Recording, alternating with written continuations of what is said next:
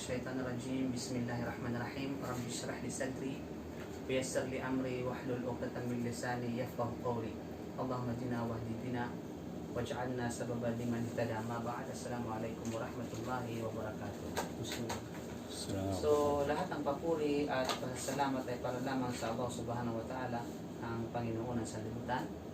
Tayo ay sumaksinaw ng ibang Diyos sa dapat sambahin maliban lamang sa Kanya. At tayo ay sumaksina si Propeta Muhammad ay Kanyang huling sugo.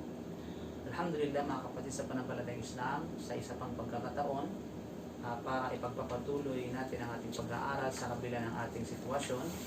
Ito ay isa sa mga pabor ng Allah Subhanahu wa Ta'ala.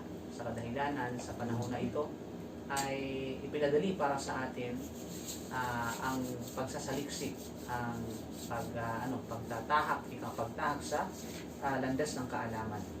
So sa pamagitan ng mga makabagong kagamitan ay maaaring may pagpapatuloy natin at maipahagi natin ang kaalaman tungkol sa ating panampalataya. So ngayon mga kapatid sa panampalatayang Islam ay ating bilang pagpapatuloy ng pagpapaliwanag ng Al-Qawl Al-Mufid ala Kitab At-Tawhid ni Sheikh Muhammad bin Abdul Wahhab, ayon sa paliwanag ng isang magiting na Sheikh na unang iba kundi si Sheikh Muhammad Saleh Al-Uthaymin rahimahumullah, ating ipagpapatuloy. So sa sino man ang sumusubaybay sa ating pag-aaral sa kitab na ito at tinitingnan habang yung bang so sino man ang mayroong kopya ng kitab na ito ay maaring niyang buksan ang pahina 35 kung ang kitab na ito ay katulad ng kitab na ito. Darul Jawzi.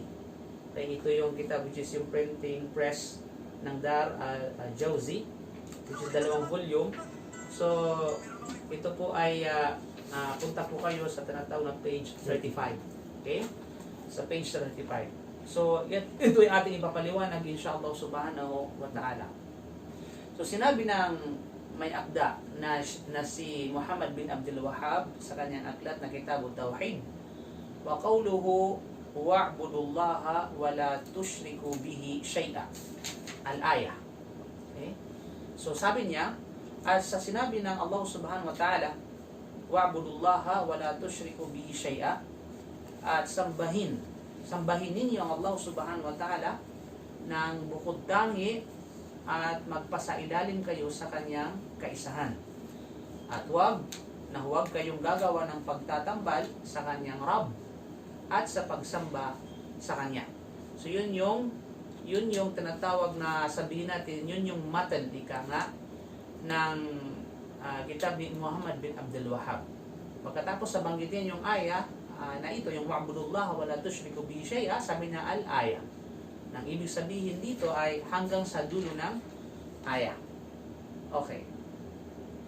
Now, sinabi, al-ayatul rabi'ah, qawluhu ta'ala. So ngayon, uumpisahan natin ngayon yung paliwanag ni Sheikh Uthaymin rahimahullah, batay doon bilang komento doon sa sinabi ni Muhammad bin Abdul Wahhab. So sinabi ni Sheikh Uthaymin rahimahullah, al-ayatul rabi'ah, qawluhu ta'ala, wa'budullaha wa la tushriku bihi shay'a. فقوله ولا تشركوا في مقابل لا إله لأنها نفي. Okay? So sabi niya, ika-4 na aya. Ito yung ika-4 na aya na ating ipapaliwanag. So yung aya na ito mga kapatid sa panampalatayang Islam, ito yung aya na may kaugnayan o may kinalaman sa proof, dalil, batayan, ng ating paksa na tauhid. So ito yung pang-4 na aya na nagpapatunay sa tauhid, kaisahan ng Allah Subhanahu wa Ta'ala. So ang pang-4 na aya ay ang sabi ng Allah Subhanahu wa Ta'ala, wa'budullaha wa la tushriku bihi shay'a. So alam natin yan. So sa madaling salita, ang kahulugan nun ay wag sumamba sa Allah Subhanahu wa Ta'ala. Sumamba kayo sa Allah Subhanahu wa Ta'ala at wag kayong magtambal ng pagsamba sa Kanya. Okay? So yun. So makikita natin sa tinatawag na screen, kahit pa paano ay nag-effort tayo na i-demonstrate sa pamamagitan ng presentation. So al-aya, faqawluhu wa la tushriku, doon sa sinabi ng Allah Subhanahu wa Ta'ala, so we have to focus this ayah. Kinakailangan natin tinatawag na mag-focus sa tinatawag na aya na ito at ipapaliwanag natin yung aya na ito. So sabi, doon sa sinabi ng Allah na wala tusyriku, ang ibig sabihin ng wala tusyriku ay wag na wag kayong gagawa ng pagtatambal. So dito sabi niya, fi muqabil la ilaha. Ibig sabihin na ito ay katapat. Pag sinabing muqabil, katapat. Diba? Parang opposite side. Diba? So ibig sabihin, ang wala tusyriku bihi dito, wag kayong gagawa ng pagtatambal, ay katapat ng la ilaha. Katapat ng la ilaha. Kasi, ang ibig sabihin ng la ilaha, walang ibang Diyos. Ika nga, walang Diyos. Dahil bakit ito ay katapat? Bakit katapat ang wala tusyriku doon sa tinatawag na la ilaha? Sa kadahilanan, ito ay nafi. Ito ay tinatawag na nafi, pagtanggi at sa pagkaila. Okay? Kasi pakatandaan natin balikan natin yung ating tinatawag na dating subject na ang kondisyon ng tauhid ay dalawa.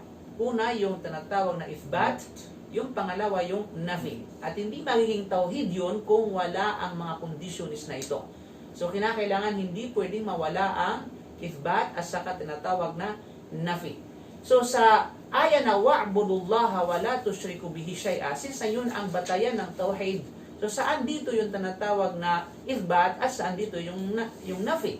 So ang nafi dito ay walang iba kundi yung wala tusyriku. Yun yung katapat ng la ilaha. Kasi ang la ilaha illallah, la ilaha yun yung nafi at ang ithbat ang illallah. Okay? So dito sa aya na ito, ang katapat ng la ilaha ay walang iba kundi is wala tusyriku. Dahil ito ay nafi. Anong ibig sabihin ng nafi? Pagtanggi o pagkaila. Okay? Pagtatwa. So sinabi ng may Agda rahimahullah bilang pagpapatuloy na paliwanag ng Shaykh Uthaymin rahimahullah, wa qawluhu wa'budu, wa'budu sa aya na yon, wa'budu fi muqabili illallah li'annaha ithbatun. Okay? Li'annaha ithbat. So, doon sa sinabi ng Allah subhanahu wa ta'ala sa aya na ito na wa'budu, nang ibig sabihin ng wa'budu ay sambahin ninyo. Allah, sumamba kayo sa Allah subhanahu wa ta'ala. Na ito ay katapat ng illallah. Okay? Katapat ng illallah, nang ibig sabihin ng illallah, maliban sa Allah. Sa kadahilanan, bakit ito ay katapat ng illallah? Sa kadahilanan, ito ay ithbat. Ito ay pagpapatibay. Ito ay affirmation. Pagpapanatili. Okay? Yun ang ibig sabihin ng ithbat. So, nangangahulugan lamang na wa'budullah wala tusyriku bihi syai'a, nandun yung component ng kondisyon ng tinatawag na tauhid. Ang ithbat at saka yung nafi. Okay? So, parang nandun yung la ilaha illallah doon sa aya na yun. So, subalit lang, katapat lang nila. Ulitin natin So, ang katapat ng tinatawag na la ilaha ay walang iba kundi ang wala tusyriku. Sa kadahilanan ito ay nafi. At ang katapat ng illallah sa aya na ito ay walang iba kundi wa'budu. Wa'budullah. Sa kadahilanan ito ay tinatawag na ithbat. Okay? So malinaw, hope na ito ay naunawaan natin. Now, sa sinabi ng may Akda rahimahullah bilang pagpapatuloy ng explanation ni Shaykh Uthaymin rahimahullah, I think may kumatok. Okay? Wa qawluhu syai'an nakiratun. Nakiratun fi siyaqi an-nahi. Fata'ummu kulla syai'in. La nabiyan, wala malakan, wala waliyan, bal wala amran min umuri dunya. Fala taj'alu ad-dunya syarikan ma'allah. Wal insanu idza kana hammahu ad-dunya kana 'abidan laha. Kama qala sallallahu alaihi wasallam, ta'isa 'abdud dinar, ta'isa 'abdud dirham, ta'isa 'abdul khamila, ta'isa 'abdul khamisa. Abdul Khamisa, pagpatuloy ng hadith na in utiya radiya wa in lam yu'ta lam yarda. So sinabi ng may Akda, sa kanyang sinabi na syai'an, so mapapansin natin, nandiyan pa rin tayo sa aya na yun, inaisa-isahin natin na wala, tapos tayo wa'budullah wa la tusyriku bihi syai'a. So sa kanyang tinatawag na sinabi na syai'an, ang ibig sabihin ng syai'an ay sa anumang bagay, ito ay nakira. Nang ibig sabihin ng nakira, sa tinatawag na grammar ika nga, yun yung tinatawag na indefinite form. Okay? Indefinite form. Nang ibig sabihin ay pangalang ditiyak. Na kung saan pag sinabing indefinite form o di naman kaya nakira o pangalang ditiyak sa Tagalog ay indefinite noun, sa konteksto ng nahi, na kung saan ito ay sa konteksto ng nahi. Ano yung nahi dito? Yung wala. Okay? So, wala ang ibig sabihin dito ay, which is pagbabawal. Okay? Kaya nga itong konteksto ng pagbabawal. Na kung kaya, pag ganito ang sitwasyon ng nafi, lalo pat ito ay nasa konteksto ng tinatawag na sabihin natin pagbabawal, ika nga, at ito ay indefinite noun, then sa madaling salita, ito ay sumasaklaw sa lahat ng bagay. Sumasaklaw sa tinatawag na lahat ng bagay. Pata'ummu kulla shay'in. Nangangahulugan na lahat ng bagay, ika nga, no exemption. Na hindi pwedeng pagtambalan ang Allah subhanahu wa ta'ala ng pagsamba. Yan ang ibig sabihin nun. No exemption. Okay? No exemption. Kaya nga sabi niya, la nabiyan, wala malakan, wala waliyan. Nako, sabi niya ay, ni sa propeta ma. So, wag mong pagtambalan ng Allah subhanahu wa ta'ala sa pamamagitan ng kanyang propeta. Ang ibig sabihin nito, na yung parang sasambahin mo yung tinatawag ng propeta na katulad ng ginawa ng mga Kristiyano, halimbawa. Di ba? Katulad ng mga the Jews na sinasamba nila si Uzair. Di ba? Ano pa? Ni sa mga anghel. Wala malakan ni mga anghel na hindi mo pwedeng sambahin ng Allah subhanahu wa ta'ala kasama ang anghel. Gawin mo rin siyang tinatawag ng Diyos. Hindi lang pwede yun. Okay? Ni sa wali. La waliyan. Ang ibig sabihin wali is yung mga banal, yung mga santo. Okay? So, hindi ka pwedeng sumamba sa dakilang tagapaglikha na kasama ang pagsamba yung tinatawag na santo. Hindi mo pwede yan sapagkat yan ay pagtatambal. Bagkus, maging sa anumang bagay mula sa makamundong bagay. Mula sa makamundong bagay. Na kung kaya sabi niya, wag mong pagtambalan ng Allah sa mundo. Ibig sabihin na wag mong kunin ang mundo at gawin mong Panginoon na sinasamba mo ang mundo. At kabilang sa mundo yung pera halimbawa, yung status sa buhay, yung kasikatan, yung fame, di ba? Ano pa? Yung asawa, maaaring sambahin yung asawa. Di ba? Yung mga anak, di ba? O ano mang katulad, yung sabihin, yung model, ano mang katulad nito, ano mang bahagi ng mundo. So, hindi sila pwedeng tinatawag na sambahin. Pag sinabing tinatawag na, Ustaz, paano sambahin natin ang mundo? Di ba?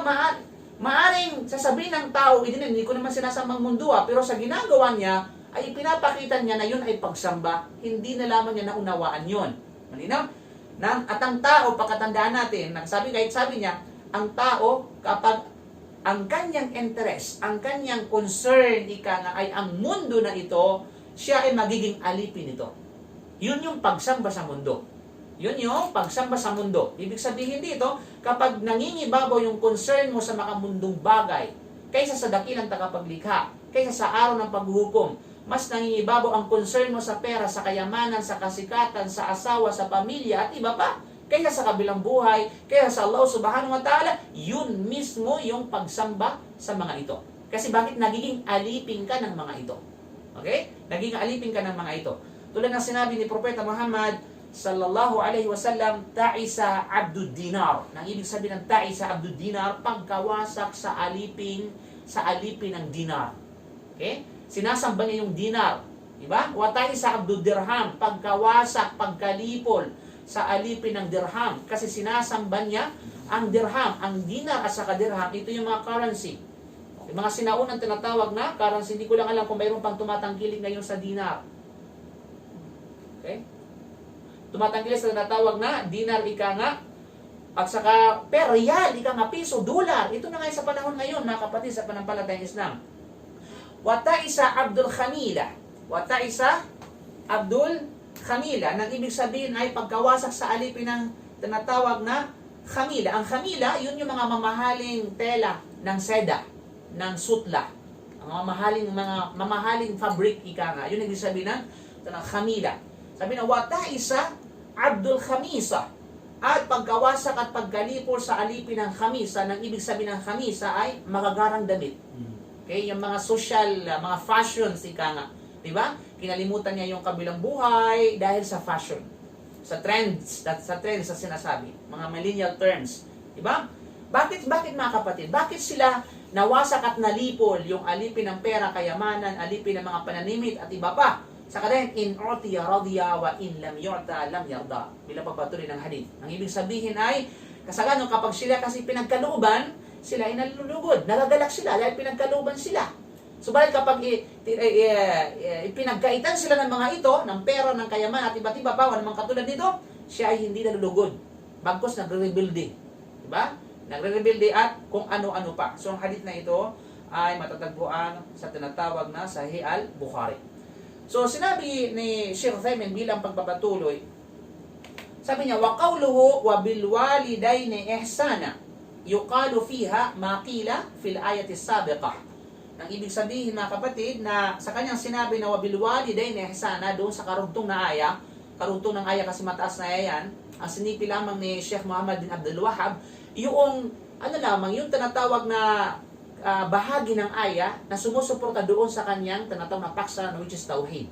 Subalit, kaya nga sinabi niya al-aya, ibig sa dulo ng aya. Kaya si Sheikh Uthaymin rahimahullah, pinapaliwanag niya yung kabuuan ng aya. Hindi siya nagtira, maliban na lamang na binigyan ng linaw para sa atin. Okay? Kaya sabi niya yung mga bagay na ito, bilwalidayn ni ihsana, at makitungo kayo ng mabuti sa inyong mga magulang at gampanan ninyo ang tungkulin nyo sa kanila. Ang masasabi tungkol dito ay kung ano ang nasabi sa naunang aya na pinaliwanag natin, which is naging lecture natin yan last week. Okay? Patungkol sa tinatawag na birrul walidain. So bilang pagpapatuloy, sinabi ni Sheikh Uthaymin, wa qawluhu wa bidhil qurba wal yatama wal masakin ay ihsanan wa dhu al qurba hum yajtami'una bi shakhsi fil jadd ar-rabi' wal yatama jam'u yatim wa huwa alladhi mata abuhu wa lam yablugh wal masakin humul ladhina 'adamul mala fa amsakanahumul faqru wa ibnus sabil humul musafiru alladhi inqata'at fihi an-nafaqatu. Okay?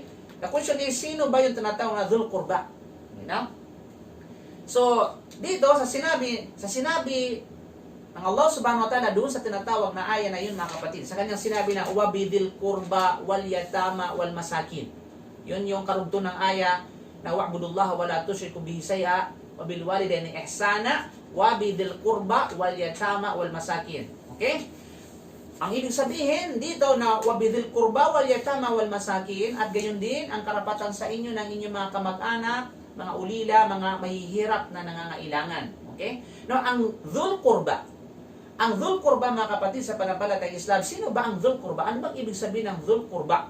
So, sabi ni Sheikh Uthaymin rahimahullah, ang dhul qurba hum man yajtami'una bi shakhsi fil jadd ar-rabi'. Ang ibig sabihin, sila ang mga kamag-anak mo na nagkikita-kita sa ika-4 na lolo, ika nga. You know? Sa ika-4 na henerasyon mula sa iyong ama. Makikita ngayon, first grandfather, second grandfather, third grandfather, fourth grandfather. So, mula yun yung mga tinatawag na kamag-anak mo. Na nanggaling sa kanila, yung mga uncle mo, mga anak nila, sila yun mga tinatawag na kamag-anak mo. Sila yung mga malalapit na kamag-anak. You know? Sila yung tinatawag na malalapit na kamag-anak. So, ang dami nun. Diba? At gayon din, sa tinatawag na sabihin natin, yatim, ika nga. Anong mag-ibig sabihin ng tinatawag na yatim? Okay? Hindi ko na ano yung yatim. Ang yatim, ang ibig sabihin ay which is ulila, ika nga, pang yatama, ang ibig sabihin ng yatama, pang maramihan ng yatim. Pang maramihan ng yatim.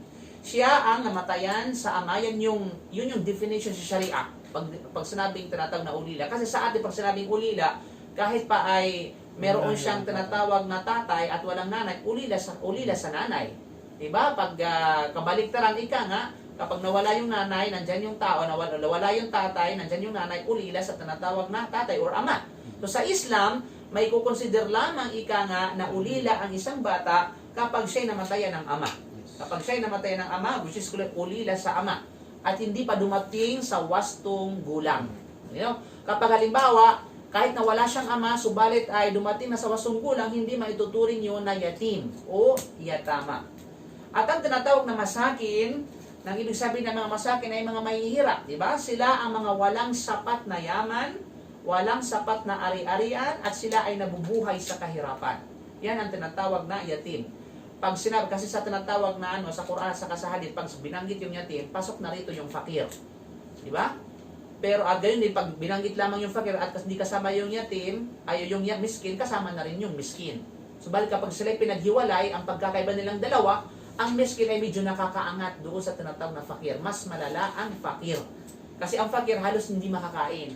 Ang miskin ay nakakain pa ng 2 beses, 3 beses, may tirahan pa. Yun ang miskin. Okay? At ang ibig sabihin, ang Ibn Sabil, ang tinatawag na Ibn Sabil ay literally ang ibig sabihin ng Ibn Sabil ay anak ng daan. Okay, so bakit siya tinawag na anak ng daan? Siya ang manlalakbay na nangangailangan na naputulan ng panustos sa paglalakbay. Ulitin ko, siya yung manlalakbay na nangangailangan inqata'at nafaka. Yung kanyang tinatawag na panustos, ika nga naputol. Either paano naputol, nawala, o either sabihin natin na hold up siya, o kaya talagang literally talagang nawala o nahulog sa like that. Ang mahalaga, naputol ang kanyang panustos at hindi niya kayang magpatuloy sa kanyang paglalakbay o sa kaya tinatawag na kanyang patutunguhan o kaya pabalik. O yun yung tinatawag. Kaya nga, inanggop siya ng daan kasi walang matitirhan kundi sa daan. Kaya tinatawag anak ng daan. You know? Yan yung Ibn As-Sabil. Ibn As-Sabil. Okay. So bilang tinatawag na pagpapatuloy, sinabi ni Sheikh Uthaymin rahimahullah, sa page 36, sabi niya, wa qawluhu al-jari dil qurba wal jari al-junub. Okay. Ito yung tinatawag na aya, bilang karugtong ng aya. So, babalikan natin yung aya, wa'budullaha wa la tusyriku bihi syai'a wa bil walidayni ihsana wa bidil qurba wal yatama wal masakin, okay? Wal masakin wal jari dil qurba wal jari al junub. So ang aya na ito, by the way, para sa mga tagasunod natin, para makasubaybay sila, ang aya na ito ay matatagpuan sa Suratu An-Nisa, aya 36. Okay? Aya 36. So sa sinabi, sabi ni Sheikh Uthaymin rahimahullah, wa qawluhu wal jari dil qurba wal jari al junub. Al jar al mulasiqu lil baiti aw min hawlahu aw man hawlahu. Wa dil qurba ay al karibu wal jarul junub ay al jar al ba'id. Okay, nang ibig sabihin sa tinatawag na nang ibig sabihin wal jari dil qurba wal jari al junub, ibig sabihin at maging sa inyong mga kapitbahay na kamag-anak at mga kapitbahay na di kamag-anak. Yan ang ibig sabihin ng aya. Now, ang jar hindi yung jar na English form na jar na isabihin yung lalagyan. Kundi sa Arabic, ang jar ay ang karugtong ng bahay. Kaya nga kapit bahay. Okay? So pag hindi siya tinatawag na kumapit yung bahay mo sa ibang bahay, hindi ka kapit bahay kasi hindi nga nakadugtong. Pati yan literal, of course. Pag sinabi na tinatawag na kapit bahay, ay ibig sabihin hindi lamang yung tinatawag na karugtong ng bahay mo, kundi yung paligid ng bahay mo. Yan ang ibig sabihin ng kapit bahay. Ang dil qurba naman, ang dil qurba ay ang kamag-anak. Ibig sabihin, kamag-anak na kapit-bahay. Kasi sa atin sa Pilipinas, halos buong barangay kamag-anak yun, kapit-bahay lahat yun. Di ba? So katulad sa Saudi Arabia, wala tayong kamag-anak dito. So mga sabihin natin, yung mga kapit-bahay natin dito ay hindi kamag-anak. Di ba? So ang punto dito, ang tinatawag na kapit-bahay mo ay dil kamag-anak kung hindi mo kamag-anak. Ang dil qurba yun yung kapit-bahay mo na kamag-anak.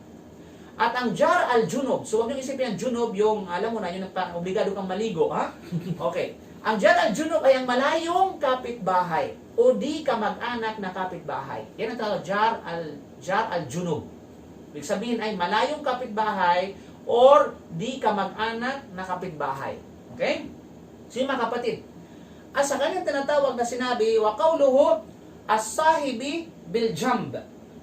As-sahibi bil-jamb. Bilang karugtong ng aya. Qila innahu az-zawja wa qila sahibuka fi safari li'annahu yakunu ila jambika wa likulli minhuma haqqun fal ayatu salihatun lahuma. So sinabi ni Sheikh Uthaymin rahimahullah, sa kanyang sinabi na wasahibi bil jamb, ito yung sinabi ng Allah, bahagi ng aya. Ang ibig sabihin nun, at sa inyong mga kasamahan sa pang-araw-araw. Yan ang ibig sabihin nun. Sinabi ng mga mufassirun, sinabi ang ibig sabihin ng sahibi bil jamb, ito ay ang asawa. Isa sa mga tafsir ng sahibi bil jamb ay asawa. Okay? Kasi ang asawa mo, lagi mo siyang kadikit. Kaya sahibi bil jamb. Ang jamb means katabi.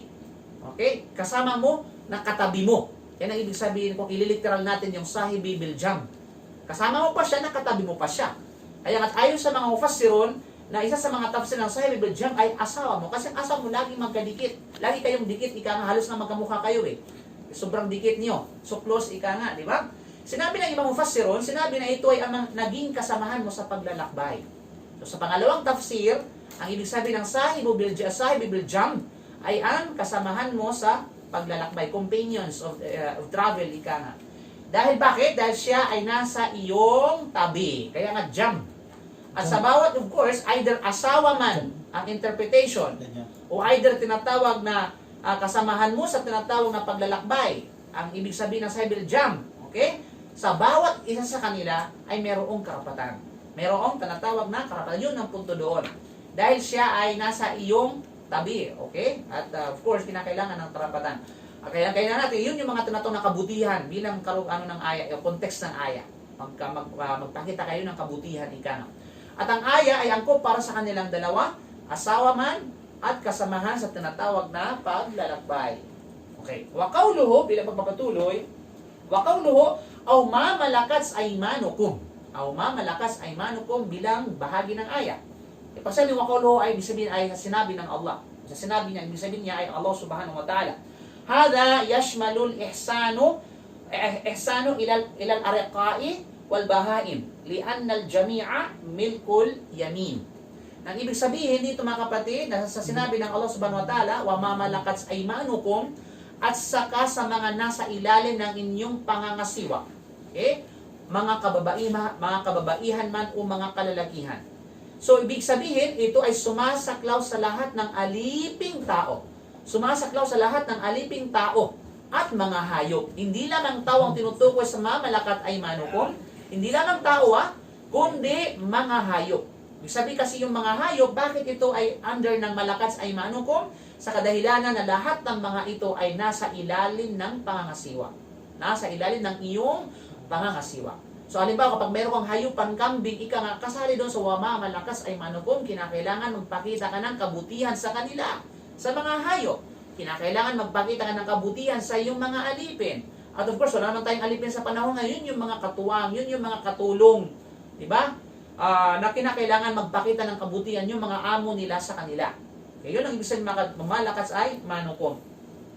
Now, sa kanil tinatawag na sinabi, bilang tinatawag na pagpapatuloy, ika nga, wa qawluhu, inna Allah la yuhibbu man kana mukhtalan fakhura.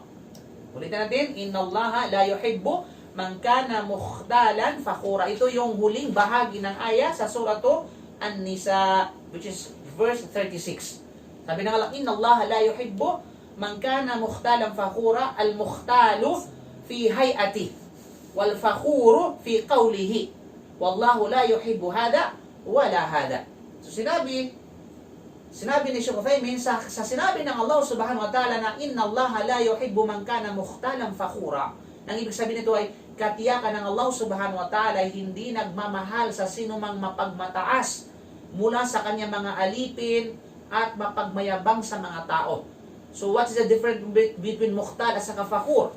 Okay, ang mukhtal, ang ibig sabihin ng mukhtal ay ang mapagmataas sa kanyang, which is tumutukoy sa kanyang kaanyuan, sa kanyang hitsura, sa kanyang haya, sa kanyang tinatawag na image, sa kanyang tinatawag na physics, sa kanyang kilos, sa kanyang mga kinikilos. Yun yung ibig sabihin ng mukhtal. Ibig sabihin, mapagmataas the way doon sa kanyang tinatawag na kaanyuan. Di ba pag gano'n yan, mga taas noo, na parang hindi, para bagang pag hindi kayang dapuan ng lamok, di ba?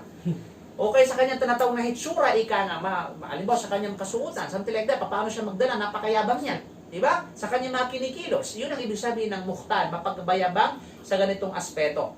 At ang fakhur ay mapagmayabang din, mapagmataas din, ngunit sa kanyang mga pananalita. Sa kanyang tinatawag na mga pananalita, ito yung mga kayabangan ng mga wala kayo sa akin. Mga ganun ba? Diba? Wala kayo sa akin, mas ano ko sa inyo, mas magaling ako sa inyo. Diba? Yun yung mga mapagmayabang. Lalo pat ito ay, sasabihin, minamaliit niya yung kanyang kapwa. Diba? So, maaari kasing joke yun, pero pag sa maliitan na yung kanyang kapwa, yun ang totoong tinatawag na diwa ng kayabangan at saka mapagmataas. So, yun ang pagkakaiba ng mukhtal at saka fakhur. Ulitin ko, ang mukhtal, pareho sila mapagmayabang, mapagmataas, subalit ang mukhtal may kinalaman sa kanyang tinatawag na hitsura, kilos at saka kaanyuan. Pagdating sa tinatawag na fakhur, ito ay kayabangan na may kaugnayan sa tinatawag na pananalita. At of course, ang Allah subhanahu wa ta'ala ay hindi siya nagmamahal sa mukhtal at saka sa tinatawag ni fakhur ay hindi niya minamahal. Either physical, ika nga, o either tinatawag na sabi natin pauwi siya mananalita ng kayabangan, ay talagang hindi siya minamahal ng Allah subhanahu wa ta'ala. Okay?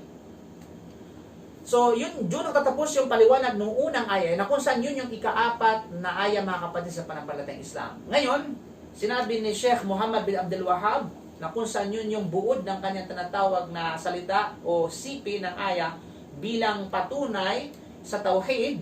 Ito yung ika-5 aya. So, qawluhu, qul ta'alaw atslu ma harrama rabbukum alaykum alla tushriku bihi shay'a.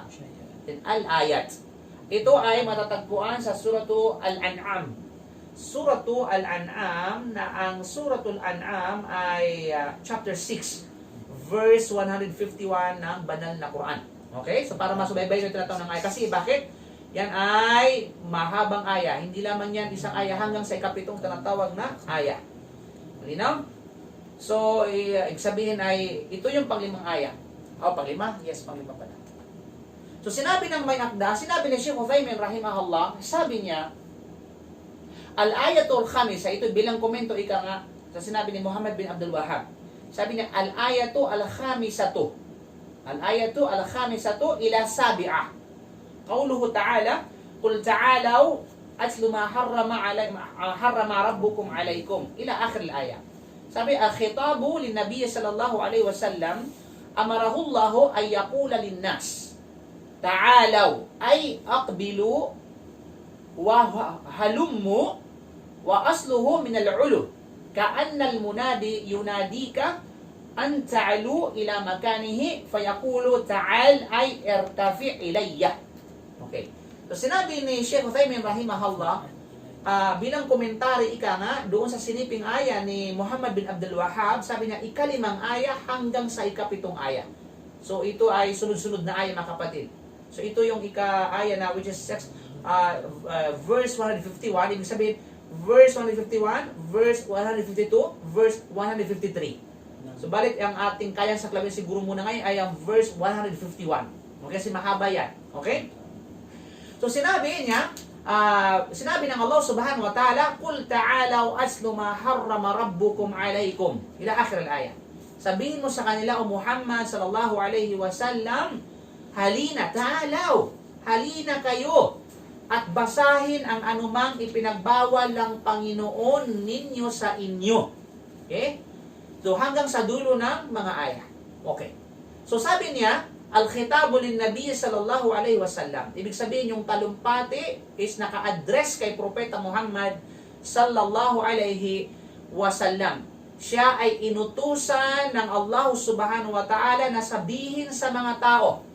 Siya inutusan na sabihin sa mga tao. But of course, pakatandaan natin na hindi lang ibig sabihin na ito ay naka-address kay Propeta Muhammad sallallahu alaihi wasallam ay hindi na rin naka-address sa atin yan. Tayo ay kabilang sa umma ni Propeta sallallahu alaihi wasallam. Therefore, ay naka-address din sa atin ito. Inutusan din tayo ng Allah subhanahu wa ta'ala na sabihin sa kanila. At ito ay sinabi natin ngayon, pinaliwanag natin ngayon. Kaya sa mga hindi mga Muslim na nakikinig ngayon, sinabi ngayon, sasabihin namin sa iyo. Okay? Sinabi, siya inutusan ng Allah para sabihin sa mga tao, ta'alaw. Now, ang ibig sabihin, tinatawag na ta'alaw, mga kapatid. Yan. Ta'alaw. Ta'alaw, nang ibig sabihin ng tinatawag na ta'alaw ay halina kayo.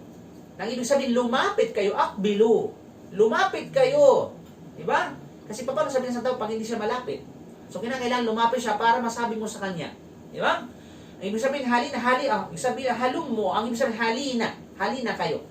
At ang orihinal nito ay mula sa al-ulu. Kaya ta'alaw, the original form, yung asal niya, ay mula sa salitang al-ulu. Al-ulu. Nang ibig sabihin ng al-ulu, nang ibig sabihin, kataasan, ika nga. Kataasan. Pangingibabaw. Yun ang ibig sabihin ng al-ulu. Na parang ang isang nagtatawag, ay ikaw ay kanyang tinatawag na pumaitaas ka sa lugar na naroroon ka. Ano ibig sabihin nun? Na kung kaya, kanyang sasabihin, ta'al. Sabihin, ta'al. Halika ni ta'al volcano, ha? Halika, ta'al. Nang ibig sabihin ay pumaitaas ka o umakyat ka tungo sa akin. Yan ibig sabihin nun. Okay? Halika. Para bang ikaw ay, kasi pag magtawag ka, parang ang dating ay nasa itaas ka eh. Diba? Parang ang dating nasa itaas ka. Parang tulad nung ginawa ni Propeta Sallam na tinawag niya yung mga sabihin natin, Sa bahay. Sa baha. Sabi niya, yung sabihin na nasa taas siya ng bundok, so nagtatawag siya ngayon. So para lumapit yung mga tao. So yung diwa ng tinatawag na pagtawag, para kang ikaw ay nasa itaas. Kaya sa Arabic, napaka-broad. At saka yung gamit sa yung word na ginagamit sa tinatawag na aya, very tinatawag na very eloquent ba? Di ba? Napakahusay ika nga. Kahit yun ang diwa na para bang ikaw ay nagtatawag sa isang tao, halika, na para pumarito ka, pumaitaas ka kung saan ako naroon. Yan ibig sabihin ng tinatawag na ta'alaw. Okay, alam mo na, Sheikh Uthaymin, napakadetalyado magpaliwanag. Wa qawluhu atslu bil jazm jawaban lil amri fi qawlihi ta'alaw. Okay, ito ay usapin sa grammar. Pakatandaan natin ha, kasi pag nag-aral tayo nito sa paliwanag ng Sheikh Uthaymin, marami kayong matutunan sa totoo lang. Bukod sa tinatawag na nalaman mo yung kung ano yung ibig sabihin ng kitab na binabasa natin, ay talagang malalaman pa natin pati tafsir ng aya. At hindi lamang yan, pati grammar ng ika nga, ay magkakaroon ka ng idea sa grammar, sa Arabic grammar. Subhanallah. Kaya nga sa mga nag-aaral ng Arabic grammar, advantage sa kanila yung kitab ni Sheikh Uthaymin, rahimahumullah. Okay? Eh sa sinabi niya mga kapatid, sa kanyang sinabi na atslu. Atslu, ang ibig sabihin ay basahin, ika nga. Na kung ating isa literal, babasahin ko. Okay? Babasahin ko, atslu. Okay? Sa kanya, sa kalagay ng jazm. Ano bang ibig sabihin ng jazm?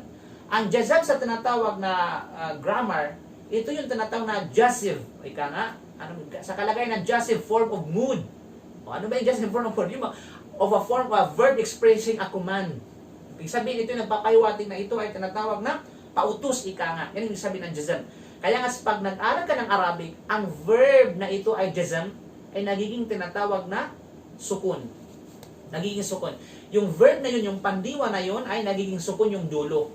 So, ang tanong, stars, nasaan yung dulo? Akala ko ba, sinasabi mo na sabihin natin ay pag jazam ay yung verb, yung dulo ng verb ay nagiging tinatawag na sukun. Eh, wala namang sukun dyan, is damma yan. Hindi mo lang nakikita. Ngayon nga, kasi ang original form is atlu. Okay? Atlu. Okay? So, sa ito ay pautos. Pag pautos kasi, yung wow kasi dyan ay kabilang sa mga weak letter. Okay? Weak letter. Ang ibig sabihin ng weak letter, mahinang mga litra na kapag ito ay pinasukan ng ibang bagay, nawawala ito. Okay? Nawawala. So, yun yung kapalit ng sukun, yung pagkawala ng wow. Sa grammar yan. Okay? Ito na itong na jazm. Na bilang tugon, so ito yung nagiging jazm, ika nga, which is nagiging, sabihin natin ng nagiging pautos, ika nga. Bakit? Bilang tugon, jawaban, sa kasagutan, sa utos, o mando sa kanyang pahayag na ta'alaw, halina kayo. Okay? Halina kayo. So bakit? Ta'alaw. Para basahin ko sa inyo. Yun yung tinatawag na jawab. Yun yung tugon, ika nga. Okay? Yun yung apodosis ng sabihin natin ng tinatawag na jazm. Okay? So sa kanyang tinatawag na sinabi ni Sheikh Uthaymin rahimahullah, wa qawluhu ma harrama rabbukum alaykum. Ma harrama rabbukum alaykum. Ano sa nakukuha? Ako sila eh. Kaya na? Ma harrama rabbukum alaykum, ibig sabihin ma ismun mausul. Ang ma dito ay ismun mausulun maf'ulun li atslu. Wal a'idu mahdhufun wa taqdir mahdhufun wa taqdiru ma harramahu rabbukum alaykum. Okay, so yan. So ibig sabihin sa kanyang sinabi na ma harrama rabbukum alaykum, nang ibig sabihin nun ay ang anumang ipinagbawal sa inyong Panginoon ninyo, ang ma dito, yung ma dyan, makikita dyan na, sa screen, ma ay kasakalagayan ng ismun mausul. Ito ay ismun mausul, na sa English grammar, ang ismun mausul, yun yung relative pronoun. So ano bang relative pronoun? Sinabi ko dyan, relative pronoun, a relative pronoun is a type of pronoun that often introduces dependent for relative causes or relative clauses in sentence. They also stand alone as the subject or object of sentence. Anyway, that's English. Okay. Ismun, which is relative pronoun, ika nga, na maf'ul. So dito, naglako na tinatawag na relative pronoun, mga kapatid, ay yung okay? Na kung saan maf'ul, at the same time, siya tinatawag na maf'ul, which is object. Yan ang isang ng object. Anong isang maf'ul? Para sa tinatawag na object para sa basahin. Ang ibig sabihin ng object, a noun phrase or a pronoun that is affected by the action of a verb. Objects give our language detail in its texture by allowing the creation of complex sentence. Hindi ko naintindihan yun. English ay malalim eh. Ang mahalaga yung tinatawag na object, tagatanggap ng kilos, tagatanggap ng pandiwa. Di ba? Para halimbawa, paano ba yung object? Kumain ako ng saging. Yung saging doon, yun yung object. Okay? Yung verb yung kumain. Di ba? So tagatanggap yung object, tagatanggap ng tinatawag na sabihin natin ng kilos, ika nga. Ang saging kinain. So ang mahalaga yung ma dito, bukod sa ismul mausul, bukod sa relative pronoun, ito ay tinatawag na maf'ul ng atslo. Tinanggap yun yung tagatanggap ng atslo. Okay? Tagatanggap ng tinatawag, kasi yung verb doon is atlo. Babasahin ko. So tagatanggap nito ay ang tinatawag na ma. Okay? So anyway, ito ay sa kadahilan. Saan ba tayo? At ang tinutukoy ay hindi isinama. Ibig sabihin yung tinutukoy dito, which is haramahu. Supposed to be ay, ano bang pinagbawal ng Allah? Maharama rabbukum alaykum. Ano bang pinagbawal niya? So, nakatago yun, naka-omit yun. Okay? Mahdhuf. Pag sinabing mahdhuf, naka-omit yun, hindi nakalagay dyan. Nalaktawan, ika nga. Okay? So kinakailangan parang la ilaha illallah. Walang ibang Diyos. Samantala mayroong ibang Diyos. Kasi mayroong mahdhuf doon. Ang mahdhuf doon ay yun yung takdir. Ang takdir doon yun yung na dapat sambahin. Diba? Walang, pag literal natin, walang ibang Diyos. Samantala mayroong Diyos na iba. Diba? Pero, ang may nakatago doon na kung saan yun yung committed na ano yun, ang takdir doon is nakarapat dapat sambahin maliban sa Allah subhanahu wa ta'ala. So katulad nito, ano bang pinagbawal ng Allah? So nakatago. Okay, so anong takdir? Anong tinatawag na pagtatansya? Ang pagtatansya para rito ay ang maharamahu rabbukum alaykum. Ang anumang ipinagbawal sa inyo ng Panginoon ninyo. Yun yung anuman, ika nga. Okay? Ang anumang ipinagbawal sa inyo ng Panginoon ninyo, ika nga. Yung hutong to ko dito, yun ang kasunod na Allah, tushriku bihi shay'a, bla bla, at ano sa tinatawag na aya. Okay. So, medyo, ano yan, advance na tayo kapatid. Wakala rabbukum, walam yakul ma harramallah. Pero makita mo? Okay? Ma harrama rabbukum. Hindi niya sinabi ipinagbawal ng yung Panginoon. Hindi niya sinabi na hindi pinagbawal ng Allah. So what is different? Okay? Lianna rabba huna ansabu haythu inna rabba lahu mutlaqu at-tasarrufi fil marbub wal hukmu alayhi bima taqtadihi hikmatuh. Ang ibig sabihin mga kapatid sa pananampalatayang Islam, sa kanyang sinabi na rabbukum, kaya makita mo sa ayat, qul ta'alaw atlu ma harrama rabbukum. Okay? Halina kayo, sabihin mo sa kanila, Muhammad, halina kayo at babasahin ko sa inyo, babasahin niyo kung ano mang ipinagbawal ng inyong Panginoon.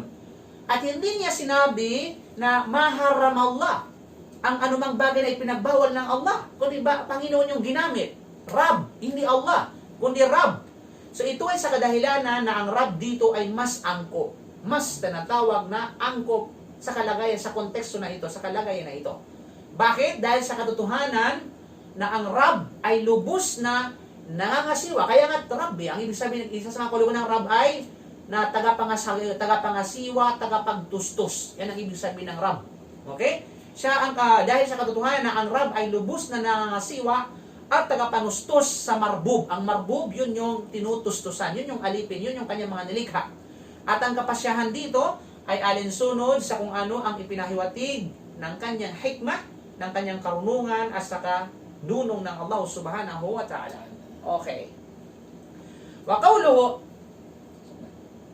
qawluhu alla tushriku an tafsiriyah tufassiru aslu ma harrama ay aslu alaykum alla tushriku bihi shay'a wa laysat masdariyah wa qad qila bihi wa ala hadha alqawlu takunu la zaidatu walakin alqawlu alawwal asahhu ay aslu alaykum adam al-ishraki lianna Allah lam yuharrim alayna alla nushrika bihi bal harrama alayna an nushrika bihi mimma yu'ayyidu anna tafsiriyya alla huna nahiyatun litanasaba al-jumalu fatakunu kulluha talabiyya. Okay. So dito mga kapatid, sa kanyang sinabi na tinatawag na alla tushriku, medyo mahaba ba explanation to ha? Sa kanyang sinabi na alla tushriku. Now, ang la dito, alla. Ang la ay dalawang combination na salit an plus la equals alla. Okay? Parang shortcut ba? Pinag-isa yung dalawa. Pinag-isa yung tinatawag na dalawa. Kahit anla. Supposed to be yan, kaya yung dyan is, kaya yan may mga sa mga Arab. Tulad ng halimbawa, yung Allah, dahil sabi niya nga is al-ilah. Parang isay na lang, para hindi mahirapan ng pagbigkas is Allah. Okay? Katulad dito, tinatawag na Allah. Allah. Nagsabihin, an plus la, kaya shortcut, Allah. Yun yung tinatawag na original form, an plus la. So, kaya sabi niya, ang an dito na nakatago, which is anla, ang an dito ay tafsiriya. Kita dyan.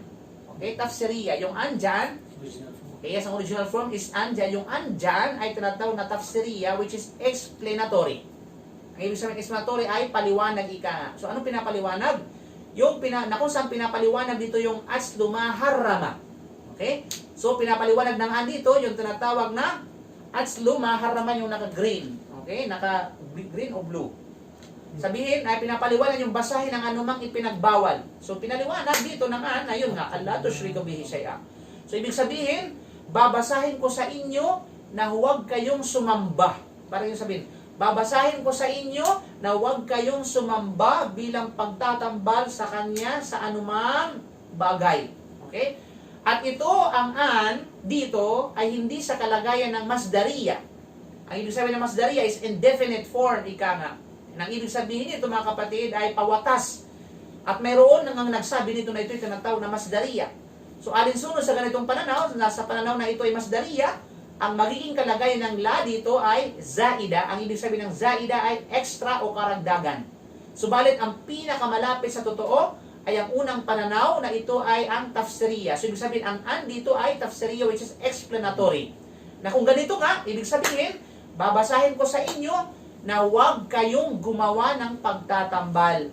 Ito ay sa kadahilanan na hindi tayo pinagbawalan ng Allah na huwag tayong magtambal sa Kanya. Okay? Bagkus tayo ay pinagbawalan na pagtambalan natin siya. So, ano po kakaiba nun? Sabihin, tayo ay hindi pinagbawalan na huwag tayong magtambal sa Kanya. Ang ipinagbawal niya ay yung pagtampalan siya. Kaya nga sabi nyo, Allah tusyriku bihi. So, huwag kayong magtambal sa Allah. Huwag mong pagtambalan ng Allah subhanahu wa ta'ala. Hindi tayo pinagbawalan, huwag kayong magtambal sa Kanya. Ay, ano ba yun? Hindi tayo pinagbawalan ng Allah na huwag tayong magtambal sa Kanya. O, tama. O, biyan. Subalit, pinagbawalan tayo na pagtambalan siya. Pero isa lang ko, ganun anyway. Okay. At mula sa suporta na ang an dito ay sa kalagay ng tafsiriya na ang la, which is Allah. Yung la dito ay nahiya. Ibig sabihin ng nahiya ay pagbabawal upang maging akma at angkop sa mga pangungusap. Okay? Na kung saan ang lahat ng mga ito ay magiging talabiya. Ibig sabihin, lahat ng mga ipinagbabawal na ito ay talabiya. Na ibig sabihin ng talabiya ay kautusan. Kautusan na huwag niyong gawin yan, huwag kayong magtamban, at yung mga anumang pagbabawal na kasunod dito. Kasi kung ating susubaybayin ng aya na yan, lahat na yung mga pagbabawal. Isang dyan, pinangunahan ng tinatawag na shirk. So, bawal ang tinatawag na shirk. Ito na yung pangalawa. Ito na yung sumunod niya sa shirk. Anong sumunod sa tinatawag na shirk na bawal? Wa qawluhu wa bil walidaini ihsana. Hindi ba sa utos, sa utos yan ng Allah subhanahu wa ta'ala. So, wa qawluhu wa bil walidaini ihsana. Nasaan na ba yun? Ay, waslu alaykum al-amr bil ihsani ila al-walidain. Okay? So wala na akong kasi wala na akong presidente kasi naubusan ako ng oras. Anyway. So ang ibig sabihin sa kanyang sinabi ng Allah na wa bil walidaini ihsana, ibig sabihin at maging mabuti kayo sa inyong mga magulang. Maging masunurin at manalangin para sa kanila. Yan ang ihsan. At iba pang mga katulad nito na kabutihan. Yan ang tinatawag na ihsan. Ibig sabihin dito na babasahin ko sa inyo ang kautusan sa pagiging mabuti sa inyong mga magulang. Kasi yan ay karugtong ng tinatawag na babasahin. Ano bang babasahin ni Propeta Muhammad sa mga tao? O mga tao. Diba? Lalo pa mga angkan ng mga Israel. Diba? Angkan ng Israel, angkan ng kasulatan, mga Hudyo at mga Kristiyano. At of course, ganyan sa atin lahat. Na unang na binasa sa atin na huwag tayo magtambal ng pagsamba sa Allah. Pangalawa dito, maging mabuti sa ating mga magulang. Malinaw? So yun yung karugtong, ika nga na tinatawag na babasahin na ipinagbabawal ng Allah subhanahu wa ta'ala. At the same time, since na yun ay mga kautusan, ika nga, kaya dahil dito inutos tayo maging mabuti sa ating mga magulang. Wa qawluhu Oh. Wala taqtulu awladakum badaan dhakara haqqal usul dhakara haqqa al-furu'. Na ito na ngayon. Sa kanya sinabi na wala taqtulu awladakum. Wala taqtulu awladakum. Nang ibig sabihin mga kapatid ay huwag ninyong patayin ang inyong mga anak. Okay? Ito ay pagkatapos na banggitin ang karapatan ng usul. Diba? Ano yung karapatan ng usul dito? Yun yung tinatawag na ang ibig sabihin ng usul, mga pundasyon at mga saligan. So, kasi yung mga binanggit natin kanina, yun yung mga karapatan ng usul. Ibig sabihin ng usul, yun yung mga pundasyon at karapatan ng pundasyon at karapatan ng saligan. Sa ano ba yung karapatan ng pundasyon at saligan? Yun yung karapatan ng Allah subhanahu wa ta'ala. Yun yung kasunod din. Yun yung pundasyon ng reliyad na pananampalataya natin. Yung karapatan ng Allah, yung tauhid. Okay? So kanina, di ba, huwag kayo sumambahin nyo ang Allah subhanahu wa ta'ala at huwag kayong maghambal sa kanilang pagsamba. Allah tusyriku bihi shay'a. Huwag kayo magtambal sa kanilang pagsamba. So yun yung karapatan ng usul, karapatan ng pundasyon, foundation natin. Kasi yung foundation natin yung tauhid. Diba? At the same time, isa sa mga foundation natin yung paggala sa mga magulang. Sa patay galing, galing tayo sa mga magulang natin, kaya tinatawag silang usul. Sila yung origin, ika nga. Ano? Okay. Pagkatapos sa banggitin yung karapatan ng usul, kasunod na binanggit ang pagkatapos ito ay ang karapatan ng furo. Kung mayroong tinatawag na root, mayroong branch. Kung may puno, mayroong sanga. Hindi sanga. Hindi naman lahat ng pungo may bunga. Pero sanga meron. Yung tinatawag na branch, sangay ba? Okay?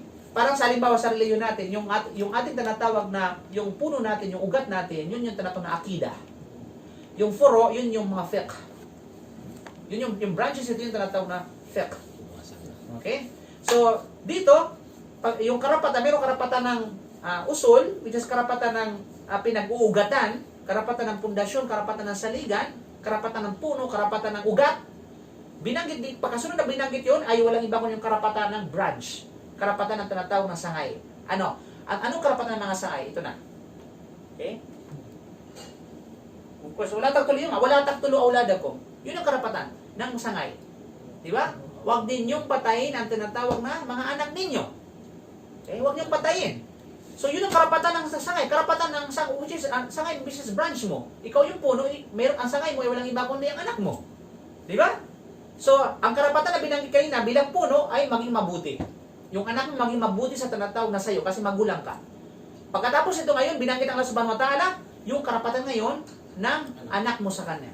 Karapatan ng anak mo sa'yo. Na kung saan yun na huwag niyong patayin ang inyong mga anak. Okay, bakit? Dahil sa pagkatakot na kayo ay maghihirap. Khasyata o min imlaq, ika nga, ibig sabihin ay pagkatakot na kayo ay maghirap. You know? So dito, at of course, ang tinatawag na aulad, dito mga kapatid sa panampalatayang Islam, sabi ng may akda rahimahullah, wal auladu fil lughah arabiyya yashmal adh-dhakar wal untha. Qala ta'ala, yusikumullahu fi auladikum lidh-dhakari mithlu hadhil unthayayn. Okay? Ang ibig sabihin, ang katagang aulad sa wikang Arabi, di ba pag sinabing ya walad, di ba sa mga Arabi, expression nila is ya walad. Yung walad, which is yung walad, singular pang-isahan ng aulad. Ang aulad marami. Okay? Subalit pag walad, literally, pag walad, lalaki. Ya walad. Pag babae, bint. Okay? Ya walad, ya bint. Subalit pag sinabing aulad sa wikang Arabi ay sumasaklaw sa babae at lalaking kasarian. Sabihin children, ika nga. Ang children ay either, sabihin natin ay babae at saka lalaki. Kahit anong patunay na ito ay sumasaklaw sa babae at saka lalaki? Ito yung dalil sa aya na sinabi ng Allah na yusikumullahu fi auladikum lidh-dhakari mithlu hadhil unthayayn. Ito ay matagpuan sa surah An-Nisa chapter 4 verse 11 ng banal na Quran. Sabi ng Allah, chapter 4 verse 11, surah An-Nisa. Sabi ng Allah, yusikumullahu fi auladikum lidh-dhakari mithlu hadhil unthayayn. Ibig sabihin, pinapayuhan kayo ng Allah subhanahu wa ta'ala at inuutusan hinggil sa inyong mga anak na kapag namatay ang isa sa inyo at naiwan niya ang kanyang mga anak, mga kalalakihan at mga kababaihan, ang kanyang ipamamana sa kanilang lahat ay ang mamamanahin ng lalaki ay katumbas ng mamanahin ng dalawang babae. Diba? Sabihin, mas doble yung tinatawag na sa lalaki, mas doble. You know? Sabihin ng isa, yung sa babae kalahati lang. Yun na. Ibig sabihin, katumbas ng dalawang babae sa isang lalaki. Okay? Kung wala nang iba pang tagapagmana maliban sa kanila. Wala nang nanay, halimbawa, wala nang tinatawag na magulang, kasi yan yung mga may karapatan, pangunahing karapatan na magmana.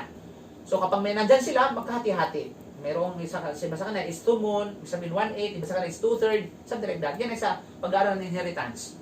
Subalit, ang punto ng ayon na ito, na nasasabi ng aulad, fi auladikum. Nasabi ng sa bataan, ibig sabihin ay mga anak ay lalaki o babae. Okay, yun ang dalil ika nga na tumutukoy sa aulad ay babae at saka lalaki. Okay, sa kanyang tinatawag na sinabi na wa qawluhu min imlaq. Wa qawluhu min imlaq. Sa mga yung wakasya imlaq.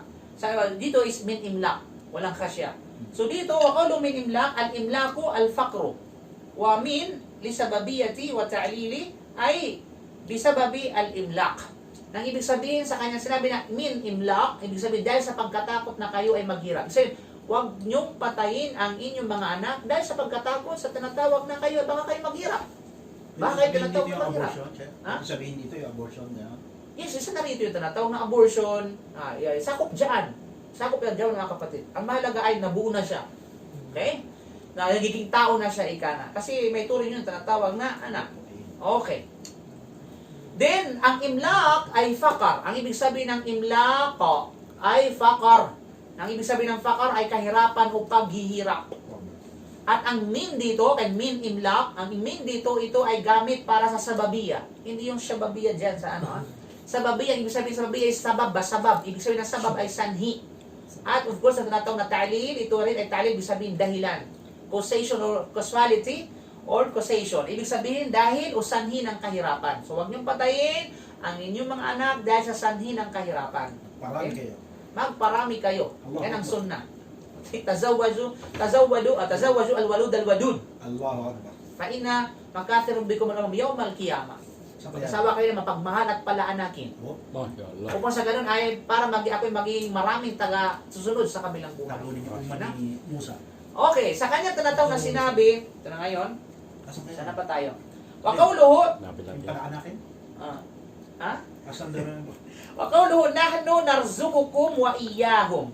Nahnu narzuqukum wa iyyahum. Ay, idha abqaytumuhum fa inna rizqa la yudayyika alaykum bi'ibqaihim lianna alladhi yaqumu birizqi huwa Allah. So, ibig sabihin, dito, mga kapatid sa panampalatayang Islam, sa kanyang sinabi na nahnu narzuqukum wa iyyahum, susubaybay yung natatong na aya, ibig sabihin, dahil ang Allah subhanahu wa ta'ala sa katotohanan ang nagbibigay ng kabuhayan sa inyo at ganoon din sa kanila.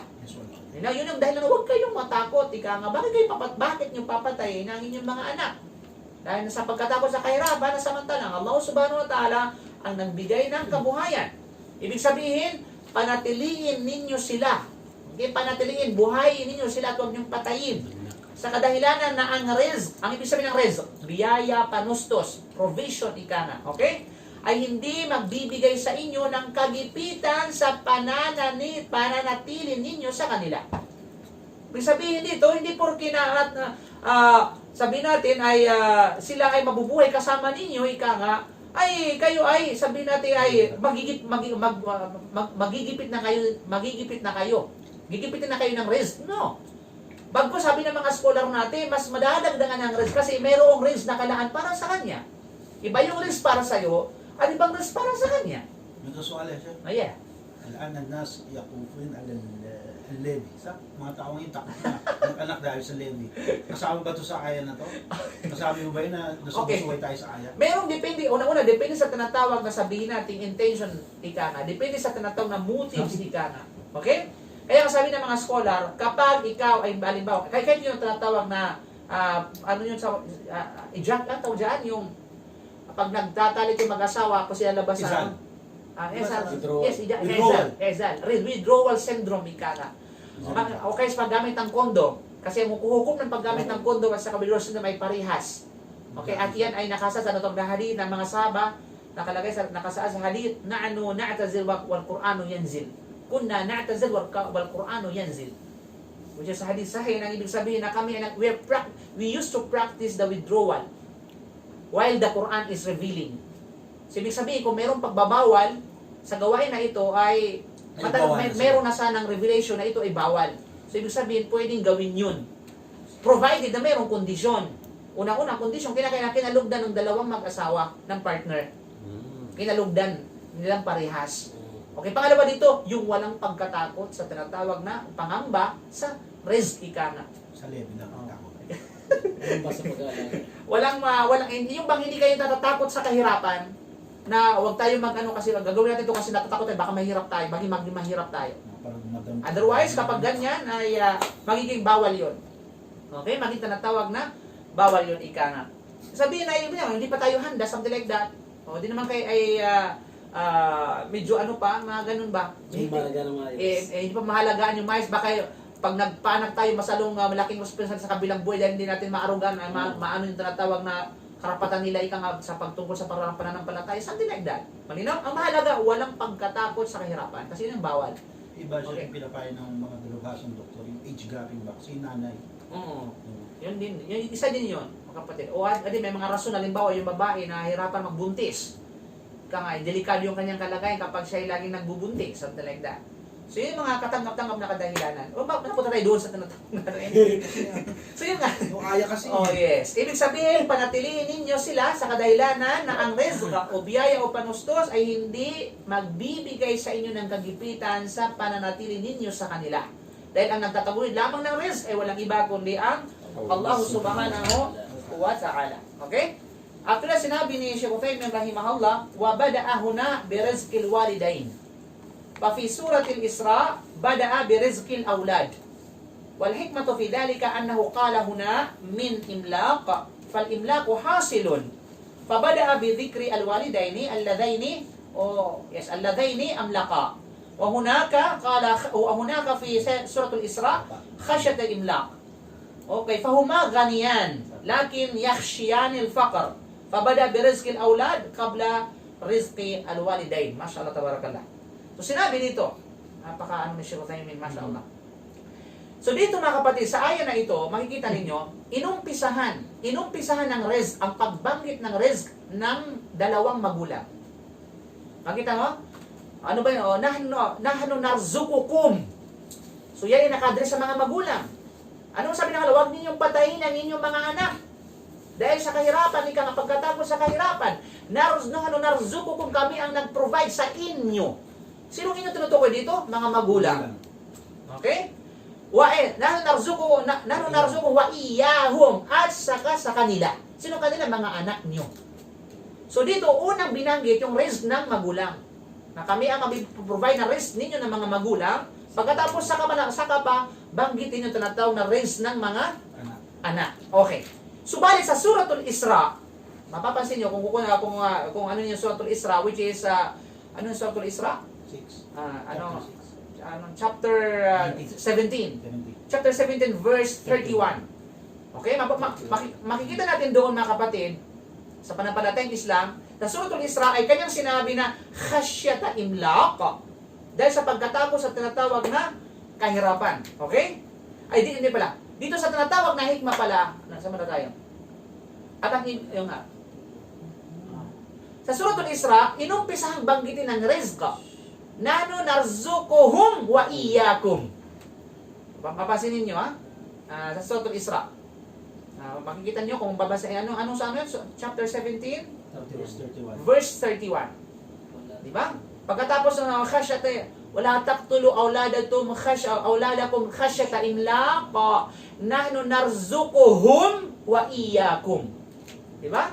So, sa Suratul Isra, binanggit muna yung rizq ng mga anak bago yung tinatawag na magulang. Samantalang dito sa surah na ito, which is anong surah to?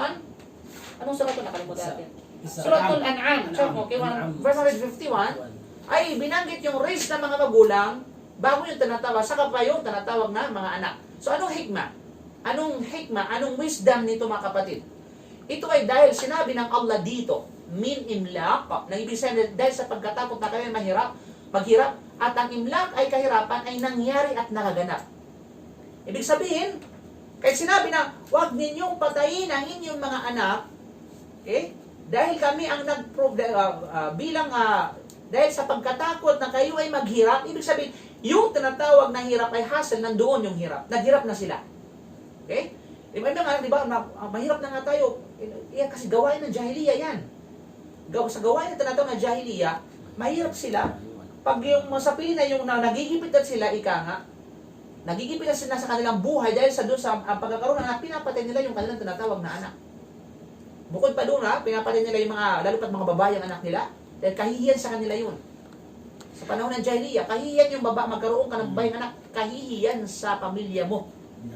Oh, yes. So kinakailangan lalaki. Kasi bakit? Kaya gusto nila magiging tinatawag na soldier.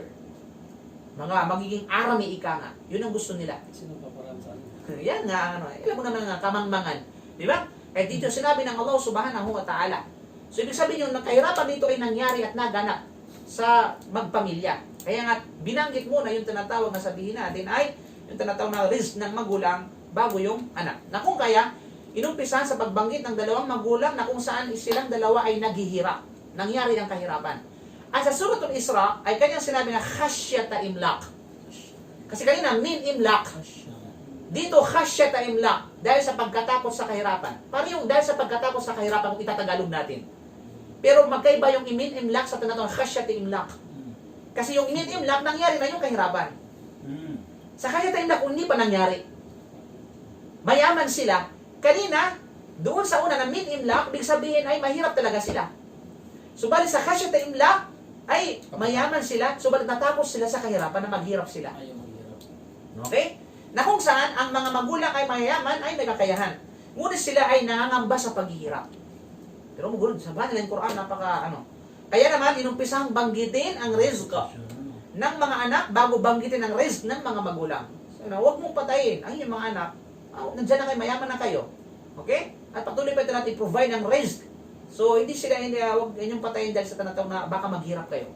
Nandiyan na kayo, mayaman na kayo, something like that. Tapos hindi papatayin dahil sa tinatawag baka kayo ay maghirap? No. Okay? Kaya, yung mahirap naman kanina, huwag niyong patayin yan. Ang inyong mga anak ninyo. Porque naghirap na kayo, papatayin yung anak ninyo. Dahil nangangamba kayo na lalo mo kayong magiging mahirap. You know? Sino ba kayo? Diyan is yung papaampon mo kasi dami mong anak. Bawal ang tinatawag na pagpapaampon. Pero depende sa konsepto ng pagpapaampon. Kasi dalawang konsepto ng pagpapaampon. Kapag ang pagpapaampon which is no sa mga tao na aangkinin na anak niya, yung apelido na iakabit sa kanila tao, hindi na magiging apelido ng tunay magulang, that is haram. That is haram. Pero yung sa konsepto ng tabani, na pagpapaampon na para mag-alagaan lamang, ikatuwang sa pag-alaga, halimbawa, ipapaampon ko sa aking kapatid yung anak ko, kasi wala siyang tinatawag na anak. Diba? Na kung saan hindi niya angkin na anak niya, so siya magsusuporta, siya lang tinatawag na magpapalaki. So kung kalagay, walang problema, inshallah subhanahu wa ta'ala. Okay? So, sinabi ni Sheikh Uthaymin rahimahullah. Okay. Ano pa sinabi niya? Nasaan na ba tayo? Okay. وَتَقْيِيدُ النَّهِي عَنْ قَتْلِ الْأَوْلَادِ بِخَشْيَةِ الْإِمْلَاقِ بِنَاءً عَلَى وَاقِعِ الْمُشْرِكِينَ غَالِبًا فَلَا مَفْهُومَ لَهُ. Okay. Nang ibig sabihin mga kabasa pananampalatayang Islam at ang paglilimita is restricted o pagtatakda sa pagbabawal sa pagpatay sa mga anak dahil sa sanhi ng pangamba at pagkatapos sa kahirapan ay alinsunod sa actual na kaganapan ng mga musyrikin. Kasi yung actual na kaganapan ng mga musyrikin, kapatid, mga dati dito sa part ng Arab, specifically sa Makkah al-Mukarramah, ay yung practice sa panahon ng Jahiliya, ng mga musyrikin, wala pa yung Islam, ay pinapatay nila yung kanilang mga anak. Binabao ng buhay. Binabao, yes. Pero yung kwento, tungkol kay Umar, bakit nagbaw siya ng buhay, parang merong nadar, merong hindi, some of them say na hindi siya authentic. Hindi siya tinatawag na mapapanaligan. Okay, yung paglibing niya ng kanyang anak na buhay. Walang nasasabi na authentic authentic na kwento 'yon. Pero lagi kinikwento, no? Yes. Yung nanay ni Ammar ni Yasir. Yung sa kwento yun sa kanya. Radiyal hawla rasul. Yung nanay niya isa rin pala sa dapat ibabaon ng magulang niya. So sa kadro niya na noong siya Sumaya. Yung first shahid na babae. Subhanallah. Radiyallahu anha. So dito mga kapatid, so yun yung karaniwan na ginagawa ng tinatawag ng mga musyrikin. Diba? Pinabaon yung kanilang mga anak dahil sa kahirapan, ika nga pangamba dahil sa kahirapan at kahihiyan. Di ba? So dito, kaya naman sabi na wala nang maunawang pa rito bukod sa bagay na ito. Okay, so sinabi ni Sheikh Uthaymeen, wa qawluhu la taqrabu al-fawahish. Lam yaqul la ta'tu. لأن النهي عن القرب أبلغ من النهي عن الإتيان لأن النهي عن القرب نهي عنها وعما يكون ذريعة إليها ولذلك حرم على الرجل أن ينظر إلى المرأة الأجنبية وأن يخلو بها وأن تسافر المرأة بلا محرم لأن ذلك يقرب من الفواحش. Okay? So dito sa kanyang sinabi na wala taqrabul fawahish. May word tayong fawahish. At huwag ninyong lapitan ng anumang fawahish. Ang ibig sabihin ng fawahish, malinaw na mga malalaking kasalanan. Immoral, mahalay, ano pa? Malaswa, masagwa. Yan ibig sabihin ng fawahish. You know? So hindi niya sinabi na huwag niyong gawin. Bagkus huwag kayong lumapit. Parang wala takrabuz zina. Huwag kayong lumapit sa pangangalunya. Hindi niya sabi huwag kayong mangalunya. So ang kanyang mention, ang kanyang bilang ito, huwag kayong lumapit. Ganun din dito, huwag kayong lumapit sa tinatawag na fawahish. Ibig sabihin niya, sinabi na huwag ninyong gawin ang fawahish.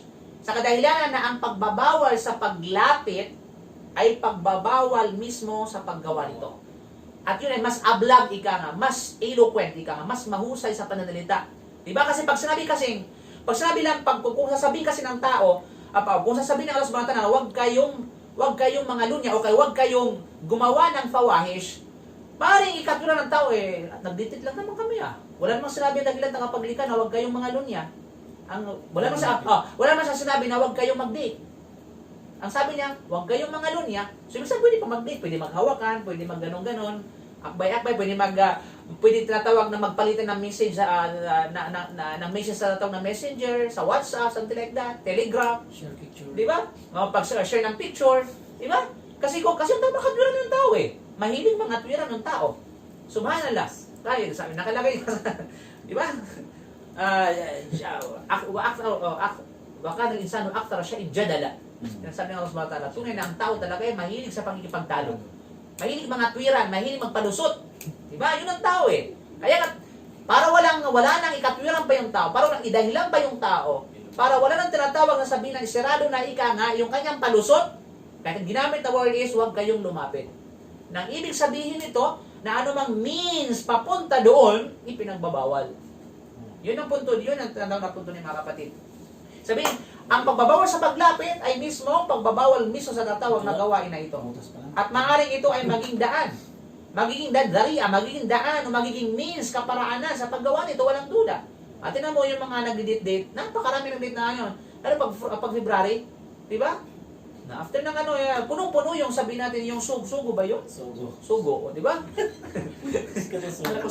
Kala ko gumatang sugo Sugo. Okay. So ito ang dahilan kung bakit ipinagbawal sa kalalakihan ang pagtingin sa babaeng hindi niya kaano-ano. Ito yung mga ustad, nanggaling sa akin nung nag-post ako na magkikipag-usap sa isang babae na kaibigan nga daw, na wala naman silang ginagawa. Nagalit sa akin. Sabi na, anong alam mo sa Sharia? Okay. So mga kapatid, so pinagbabawal dito yung pagtingin sa babaeng hindi niya kaano-ano, at silang dalawa na magkasama na walang ibang kasama, ipinagbabawal din, at paglalakbay ng babae na mag-isa na walang mahram. As long as paglalakbay, hindi yung punta ng market o hindi yung tinatawag na punta sa market. Kasi yung market, pupunta ka ng market, kada mo hindi naman totoo na paglalakbay yun. Ang ipinagbabawal yung may kaakibat na paglalakbay. Okay? Ibig sabihin, of course, yung kailan may tutulong na paglalakbay, it's another issue, ika nga ng fiqh. Sabi ng 80 kilometers, more than it, something like that. Okay? Yan ay sa usapin ng fiqh. At the same time, dahil sa ito ay nagpagpag. Bakit yung mga bawal? Bakit bawal yung sabi natin pagtingin sa hindi babae na hindi mahram o na hindi na kaano-ano, yung pagsabi natin yung pagkasama na walang kasamang mahram, anong paglalakbay na walang kasamang mahram, dahil sa ito ay magpapalapit sa gawaing fawahish. Walang duda. Diba? Ano siya unang tingin sa iyo, pangalawak sa lahat? Yes, unang tingin mo karapatan. Karapatan mo yun. Nakalagay sa hadith yan. Okay? Hadith ni Ali radhiyallahu anhu. Sabihin, unang tingin mo sa isang babae, rights mo yun. Right? Sa karapatan ng mata mo yun. Diba? Pero pag pangalawa na abay, kapatid. Pero Huwag na putulin. Okay. Ay, Asa ka hindi, pumunta kung mali ka sa putulin, yun ang sinabi sa ibang hadith na niwaya. Ang ladaro min sahmi syaitan. Sabi ni Rasulullah na ang pagtingin ika nga ng laki sa isang babae ay yun ang saham. Alam mo yung palaso ng syaitan. Yun na yung hadith na applicable doon dahil di ka nga doon sa tinatawag na pagtitig. Although sabi niya, isang tingin pero tinitigan. Diba? Okay. Ano ba tamang term dun sir? Pag nakita mo maganda, sabi mo, mashallah o astaghfirullah? Di ba?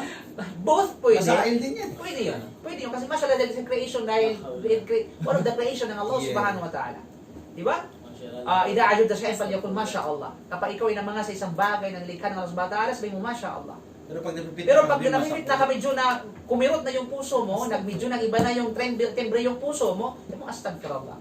Okay, so alam mo natin yung puso natin ay minsan nababalintong ika nga. Okay? Alam na this. Malinaw? So dito mga kapatid, saan tayo? Sa kanya tinatawag na sinabi, Babae talaga. wa qawluhu dhalikum ay, di pala. Nasaan ba tayo? Okay. Mawahid. Focus pa tayo na. Wa qawluhu ma dhahara minha wa ma batan. Okay? Qila ma dhahara fahshuhu wa ma khafiyu. Okay? لأن أو ما خفي لأن الفواحش منها شيء مستفحش من نفوس جميع الناس ومنها شيء فيه خفاء. Ang ibig sabihin nito sa kanya sinabi ng Allah na ma dhahara minha wa ma batana ay lantad at gayon din ang lihim. So nangahulugan na huwag ninyong lapitan ng anumang malinaw na mga malaking kasalanan ng mga fawahish ay dito man ay lantad o ito man ay tinatawag na lihim. Sinabi na lantad man ang kanyang kasalanan o ito ay tinatawag na lihim. Kasi one of the meaning ng fawahish is kasalanan. Walang duda. Okay? Ay moral ay kasalanan. Kahalayan is kasalanan. Diba? Kakasagwaan is kasalanan. So, lantad man ang kanyang kasalanan o ito ay lihim. Dahil kabilang sa fawahish ay ang bagay na bulgar. Bagay na tinatawag na bulgar, bagay na masagwa, bagay na mahalay sa sarili ng mga tao. Kasi may mga bagay na talagang, ibig sabihin, may mga bagay na kapag, yung bang hindi na kailangan istihad ba, understood na sa lahat ng mga tao na yun ay fawahish and immoral. Alam mo, zina. Wala masabi na pwede yung zina, ha? Lahat ng tinatawag, lahat ng pang-reliyon, ika nga, kaso lang yung zina ay na-modernize na ba? Okay? Pang na-modernize na ng tao, kasi bakit? Pag nagmahalan kami, nakagawa namin. Di ba? So kaya natin, limin sa kanila, asawa na. Subhanallah. So may mga tinatawag na fawahish na kung saan ay bagay na bulgar, masagwa, mahalay sa sarili ng mga tao. At kabilang dito yung mga bagay na rito ay lihim na magiging mahalay, yung pagiging mahalay nito, which is lihim, ika nga. Okay? Sinabi, wakila ma adharatamu wa ma adhartumuhu wa ma asartumuhu wal idharu fi'lu zina wal iyad billah mujaharatan wal ibtanu fi'luhu sirran o fa'alahu sirran. Sinabi na anuman na inyong inihayag. Sabi na ma adhara, anuman na inyong inihayag at anuman na inyong ikinukubli. Now, ang idhar dito, which is yung idhar is paghahayag ika nga, ay ang gawaing pangangalun niya o pagigiapin. So, ibig sabihin kasi yung gawain, hindi may tatago yung tinatawag na zina. Kasi hindi may tatago ng zina. Either or, doon yung mga tao ay hindi nalaman, pero kayong dalawa ay nakikita yun.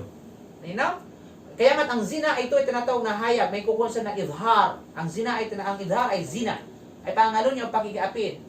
Which is sabi na pangalagaan tayo ng Allah SWT mula sa bagay na ito. So, bilang hayagan ika nga. At ang ibtan, which is kasalungat ng idhar, ay pagkukubli, ang ibig sabihin ay sikretong gawain. Mga sikretong tinatawag na gawain. Ito yung mga sabi natin, secret conversation ng mga sabihin natin ng mga kasalanan. Pakipagpalitan, halimbawa ng message ng mga kamalalaswan, secret conversation. Yan ay tinatawag na sabihin natin ay mga nakatago at nakakubling mga ginagawa na kasalanan. Malinaw? Mga sikretong gawain ika nga. Yung mga halimbawa, yung plot. Yung meron kayong plano na gawa ng di maganda, laban sa isang tao. Diba? Yun ang tatawag na sabi natin na sinful secret conversation. Okay? Secret doing o secret action.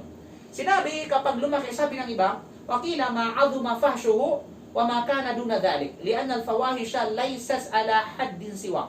ولهذا جاء في الحديث ألا أنبئكم بأكبر الكبائر وهذا يدل على أن الكبائر فيها أكبر وفيها من دون ذلك. Ang ibig sabihin dito, sinasabi na madahara, ibig sabihin kapag lumalaki ang kanyang kahalayan o kalaswaan. Okay? o at anuman na mababa rito, mababa sa tinatawag na malaki. Then ang fawahish ay hindi magkatulad ng hangganan. Hindi siya magkatulad ng tinatawag na limitasyon, hindi magkatulad ng tinatawag na border ika nga. Okay? Na kung kaya nakasaad sa hadith na ala unabbiukum bi akbaril kabair, sasabihin ko sa inyo ang pinakamalaki sa mga malalaking kasalanan. Sabihin, malaki na siya pero may mas malaki pa. Okay? Ito ay batayan na nasa loob ng mga malaki ay mas may higit na malaki at mas mababa pa kaysa rito. You know? Kaya nga yung fawahish ay hindi magkaparehas ang tinatawag na hangganan. Now, sa kanyang sinabi, okay, magkapila tayo, وَقِيلَ وَلَا تَقْتُلُ النَّفْسَ الَّتِي حَرَّمَ اللَّهُ إِلَّا بِالْحَقِّ النَّفْسَ الَّتِي حَرَّمَهُ اللَّهُ وحرم الله هي النفس المعصومة وهي نفس المسلم والذمي والمعاهد والمستأمين بكسر الميم. Sa kanyang sinabi na وَلَا تَقْتُلُوا أَوْلَادَكُمْ wala taqtulun nafsa allati harramallahu illa bilhaq. Ibig sabihin na huwag kayong pumatay ng mga may buhay na ipinagbawal ng Allah subhanahu wa ta'ala maliban na lamang kung ito ay ayon sa batas. So, pwede kang pumatay, subalit kinakailangan yung pagpatay mo na yon ayon sa batas. Na mamaya, ano ba yung ayon sa batas sa pagpatay? So, ang buhay na ipinagbawal ng Allah ay ang buhay na ma'suma. Okay? Ma'suma, ang ibig sabihin ng ma'suma, hindi pagkain yan ha? Ma'suma, ibig sabihin ay pinangangalagaan. Okay? Sabihin, yun yung tinatawag na buhay na pinangangalagaan. Ito ang buhay. Ano ito? Ito yung buhay ng Muslim. Kasi ang buhay ng Muslim ay pinangangalagaan. Hindi pwedeng paslangin. Hindi pwedeng tinatawag na kitilin, ika nga. Pangalawa, buhay ng zimmi. Ang sabihin ng zimmi, ito yung mga sabihin natin, yung mga zimma. Yung mga hindi Muslim na siya nasa ilalim ng rules, ika nga, ng Muslim. Nasa ilalim ng panuntunan ng isang Muslim. Buhay ng dhimmi, ang tawag dyan, buhay na tinatawag, which is dhimmi, ahlu dhimmi. Okay? Kung saan sila mga nagbabay ng jizya. Ng jizya. Isa ng jizya, literally, maaring may sali na tax, ika nga. Subalit walang jizya sa panahon ngayon. Kasi yung jihad is mu'abtal. Okay. Then, pangatlo, buhay ng mu'ahid. Ito yung tatlong buhay na pinangalagaan. Una, buhay ng Muslim. Yan ang una. Pangalawa, buhay ng tinatawag na dhimmi. Ito yung mga non-Muslim na nakatira under the rules of Muslim. Okay? Then, pangatlo, buhay ng tinatawag na mu'ahid. Mu'ahid. Nang ibig sabihin ay taong nasa ilalim ng kasunduan, ika nga, ng treaty. Yun yung mga, sabihin natin, non-Muslim, ika nga, under the treaty. Di ba may treaty yung, halimbawa, yung ganito, at saka sa Muslim, at saka, na, halimbawa, sa grupo na yan, halimbawa, mayroong pang kasunduan, ika nga. So, which is under the treaty, ika nga. So, ano man yung anan sa kanila, hindi pwedeng paslangin siya, kasi under the treaty yon. Okay? And otherwise, that's against the law. Of course, that is international law. Yung treaty is an international law yan. You know? Halimbawa, mayroong treaty ang Amerika sa tinatawag na Philippines. Na ano man yung tinatawag na mayroong kasunduan na ano mga mangyari pag pumasok yung mga Amerikan doon, hindi pwede paslangin. At yan, because we are under treaty, halimbawa. Ang peace talk. Yung peace talk, halimbawa. Okay? Yun yung tinatawag na treaty. Pang-apat, walang iba kundi yung musta'min. Musta'min. Ang ibig sabihin ng musta'min, yung mga hindi Muslim na mapayapang pumasok sa Islamikong lugar. Katulad natin, halimbawa, na nagbabay ng tashira, mga non-Muslim papasok dito. Na sa pamagitan ng kanilang visa, halimbawa, sila yun, ang musta'min ang tao sa kanila. Okay? Kaya sabi nila yung mga Muslim, pinapatay nila yung mga non-Muslim Bawal yun, bawal. Itong apat na ito, haram, ika nga paslangin. Hindi na maliban lamang ayon sa tinatawag na batas. Okay. So yun yung mga buhay na pinangangalagaan na hindi pwedeng tinatawag na paslangin, mga kapatid. Maliban lamang kung ito ay naayon sa batas. Ano yung pwedeng paslangin? Na hindi kapatid, yung mga ahlul harb. Ito yung mga tao na nasa battlefield. You know? Battlefield, at saka mayroon pa. Now, ang katagang hak dito, sabi niya, wal haqq ma athbatahu syar, wal batilu ma nafahu syar. فمن الحق الذي أثبته الشرع في قتل النفس المعصومة أي يزني المحصن فيرجم حتى يموت أو يقتل مكافئة أو يخرج على الجماعة أو يقطع الطريق فإنه يقتل قال صلى الله عليه وسلم لا يحل دم امرئ مسلم إلا بإحدى ثلاث النفس بالنفس والثيب الزاني والتارك لدينه المفارق للجماعة. وقال هنا ولا تقتلوا النفس التي حرم الله إلا بالحق. وقال قبلها ولا تقتلوا أولادكم فيكون النهي عن قتل الأولاد مقررا مرتين، مرة بذكر الخصوص pamaratan bidhikri al-umum. Okay. So dito, malapit tayo matasa. At ang katagang hak dito, sabi na, illa bil haq, maliban lamang sa ayon sa hak. Ang ibig sabihin ng hak dito ay anumang naaayon sa batas. Sabihin, hindi mo pwedeng patayin, apaslangin yung tinatawag na pinangalagaan buhay, maliban lamang na ito ay naaayon sa batas. At ang batil, which is kasalungat ng hak, which is batil, ay ang anumang ikinailan ng batas. Anumang tinanggihan ng tinatawag na batas ng Sharia. Okay? Kabilang sa hak na yan, kabilang sa hak na naaayon sa batas, ito na may kinalaman sa pagpatay o pagkitil ng pinangalagahang buhay, ay ang nakikiapid na may asawa. Yun ang tinatawag na taibuz zina. Okay? Taibuz zani ang tawag dyan. Ibig sabihin yung may asawa ka na lumalandi pa. Diba? Yun yung mga sabi natin, yung mga fornicators, ika nga. Hindi sila tinatawag na, sabi natin nga, iba kasi yung pakikiapid sa pangalo niya. Pakikiapid, yun may asawa. Pangalo niya, yun yung mga wala pang asawa. Okay? So dito, yung pakikiapid, na kung saan ito yung mga may asawa, may pananagutan.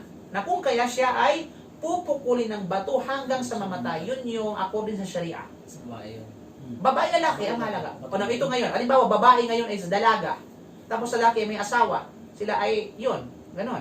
Okay? Nangyari ang di dapat nangyari. Nagdugdugan, something like that. Okay? So, dito sa batas ng Islam, ang pupukulin lamang ng bato yung lalaki. Kasi siya yung may pananagutan. Samantalang ito, walang asawa, mag-100 lashes. Nakalagay sa, sabihin natin sa ibang aya. Ibig sabihin, 100 lashes. Buhay pa. Yeah, kasi bakit wala siyang, dalaga siya eh. O balik rin natin, yung babae yung tinatawag na may asawa. Tapos, yung lalaki ay dalaga. Walang asawa. Sorry, binata. Binata ika nga. So sa ganitong kalagayan, kapag nangyari sa kanila yung mga hindi dapat mangyari, ang pupukulin lamang yung babae sapagkat meron siyang tinatawag na asawa. At yung lalaki yun ay walang iba kundi 100 lashes. You know?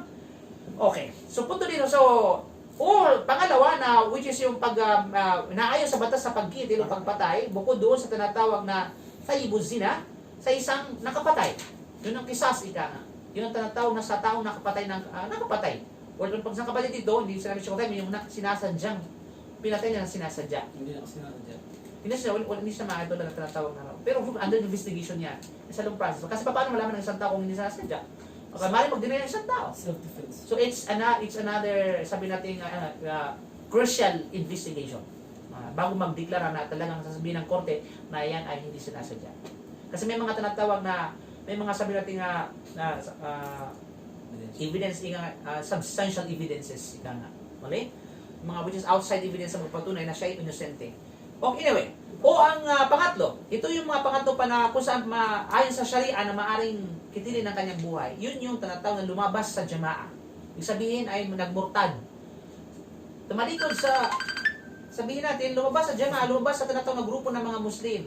Nila upang maghasik ng lagim laban sa mga Muslim. Yun yung mga murtad, apostate, ika nga. O ang manluloob, sabihin ko katyot tarik, manluloob sa mga daanan. Ibig sabihin nyo yung mga robbery, highway robberies. Mga bandits, ika nga. Dagat. Okay, mga sabihin na, sabihin natin, ano ba? Yun nga, mga bandits, mga robbery. Nangaharang sa daan para po sa hold up ba? O, yun yung mga tinatawag na katyot tarik. Sa ating mga nisabano ngayon, bangko, hold upin mo, under pa rin siya ng hukom ng tinatawag ng katyot tarik. Kaya patay. Yes. Yan ang Yung muna hijack, di ba? Hijack, halimbawa, hijacking. Hindi yung hijack, nag-hijack ng puso ha. Tumawag niya sa Tunay na siya ay papatayin bilang tinatawag na parusa. Ano kung pinarata yung asawa? So sinabi ng Propeta Muhammad sallallahu alaihi wasallam, la yahillu damu rajulin muslim yashhadu an la ilaha illallah wa anni rasulullah illa bi ihda thalath. At-tayyibu zani wa thayyibu zani wa nafsu bin nafsi wa tariku li dinihi al-mufariqu lil jama'a. Hindi pinahintulutan na kilitili ng buhay ng isang Muslim na nagsasabi ng la ilaha illallah at ako ay sugo ng Allah. Maliban lamang sa isa sa tatlo. Either isa sa tatlo, pwede nang i-apply ang batas ng pagpatay. Bilang parusa of course. Una, ang nakikiapid na may asawa, may pananagutan. Pangalawa, ang nakapatay bilang kisas, ika nga, o retribution. Pang-apat, at ang murtad. Murtad, ibig sabihin lumabas sa isang apostate, ika nga na humiwalay sa grupo. Grupo ng tinatawag na, ang jama'a is din, jama'a ng mga Muslim. As sinabi ni rito sa tinatawag na aya, sa aya na ito na wala taqtulun nafsa allati harrama Allahu illa bil haqq. na kung saan at huwag kayong pumatay ng may buhay na ipinagbawal ng Allah maliban lang sa ito ay ayon sa batas, na kung kaya ang pagbabawal sa pagpatay sa mga anak ay inulit ng 2 beses. Inulit sa 2 beses. Kasi dito, yung ayan na ito, under pa rin dito yung pagpatay sa anak. Diba? Huwag ninyong patayin ang may buhay. Ang anak ay may buhay. Malinduda, na ipinagbawal ng Allah maliban sa tanatang na batas. So therefore, yung pagpatay sa anak dahil sa pagkagutom, hindi na ayon sa batas. Eh dito, yung pagpatay sa anak ay inulit ng 2 beses. Una, ang particular na pagbanggit nito, yung la taqtulu awladakum min imlaq. Diba? Huwag niyong patayin yung mga anak mula dahil sa saninang pangamba na pagkagutom. At ang pangalawa ay pangkalahatang pagbanggit na kung saan ito yan, wala taqtulun nafsa allati haramaha Allahu illa bilhaq. So kaya bisa 2 beses binanggit yung pagpabawal sa pagpatay ng anak. Sa kanyang sinabi bilang panghuli, dhalikum wasakum bihi. Dhalikum wasakum bihi. At ang mga nabanggit na ito, bisa sa dhalikum, ito ay tumutukoy sa mga nauna. Ano yun? Yung mga nabanggit na mahigpit at pinagbabawal ng Allah subhanahu wa ta'ala sa inyo. At inutusan kayo na ito ay inyong awakan at iyon yung tanatang ayawan at talikdan.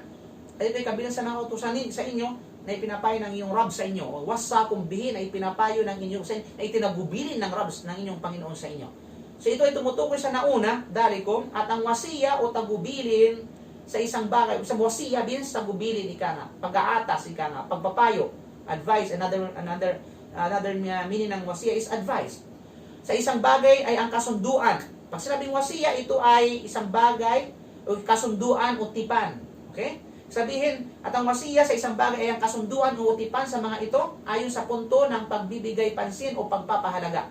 Ihtimam. At dahil dito, sinasabi, ang aking wasiya, ang tagubilin ko, ang aking wasiya kay Pulano. Ang aking tagubilin kay Pulano. Ibig sabihin, ang aking pagkipagtipan sa kanya upang ito ay kanyang pahalagahan.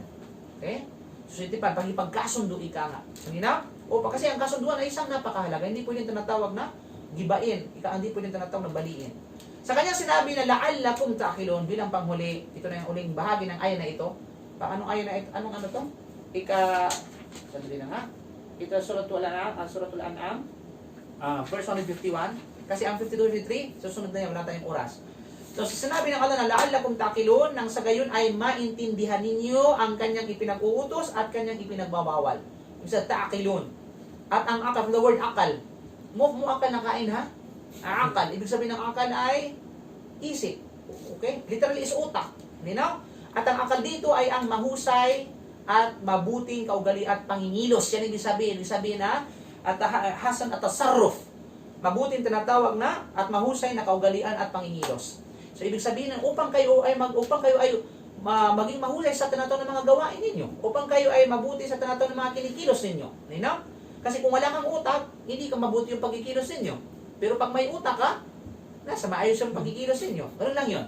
Patungkol na sinabi ng Allah, inna ja'alnahu Qur'anan Arabiyyan la'allakum ta'qilun. Kasi another ta'qilun, na ibig sabihin dito ay katiyak ibinaba namin ang dakilang Qur'an kay Muhammad sa wikang Arabiko upang ito ay maintindihan ninyo, la'allakum ta'qilun. Kasi ito kanina, la'allakum ta'qilun din. Subalit, ang ta'qilun dito, ang ibig sabihin dito sa ayan na which is Surah Az-Zukhruf, chapter 43, verse 3 ng banal na Quran, na sabi na, la'allakum ta'qilun, nang ibig sabihin sa Surah Az-Zukhruf, chapter 43, verse 3. Ang ibig sabihin dito ay upang inyong maunawaan at maintindihan. So yung la'allakum ta'qilun dito sa tinatawag na Suratul An'am na ating paksa ay upang maging mahusay ang inyong pangingilos at ang inyong tinatawag na pag-uugali. Samantalang itong ta'qilun dito sa tinatawag na Suratul Zukhruf na ipinadala yung Quran bilang salitang Arabi upang inyong maintindihan, upang inyong maunawaan. Okay? So yung mga kapatid, at dito ay isang katibayan na kapag ang mga ganitong bagay ay sinunod ng tao. Ano yung sinunod ng tao? Yung mga bawal kanina, sinunod na hindi mo tinalikdan mo yun, hindi mo ginagawa yung mga fawahish, yung share, ika nga, di ba? At iba pa. Kapag ang bagay ito ay sinunod ng tao, siya ay may isip. Mayroon kang tinatawag na isip. May nutuloy kang mayroon kang isip. At may talino at makatwiran ka. Rashid. Anta akil wa anta rashid. Ikaw ay may isip at hindi ka hunghang. Okay? Kasi sinusunod mo yung batas. So yung mga pasaway doon sa Pilipinas, na sinabing tinatawag na i-quarantine ang kanilang tinatawag na sarili. At sabihin natin, nagrarally sila yung mga tinatawag na hunghang. Kasi hindi sumusunod sa batas. Di ba? So yun mga kapatid, sabihin mga ang sumusunod sa batas, matalino. Ang sumusunod sa batas is makatuwiran. You know? At kapag ito'y kanyang sinasalungat, hindi sumusunod sa batas, siya ay walang hiya. Okay? Siya ay tinatawag na walang hiya. Subhanallah. Ito yung nga, dali kong wakala yung takilulakal, yun nga. Wana fa tafhamun wa hiya dalilun anna hadha al-amr idha iltazama biha al-insanu fa huwa aqilun rashid.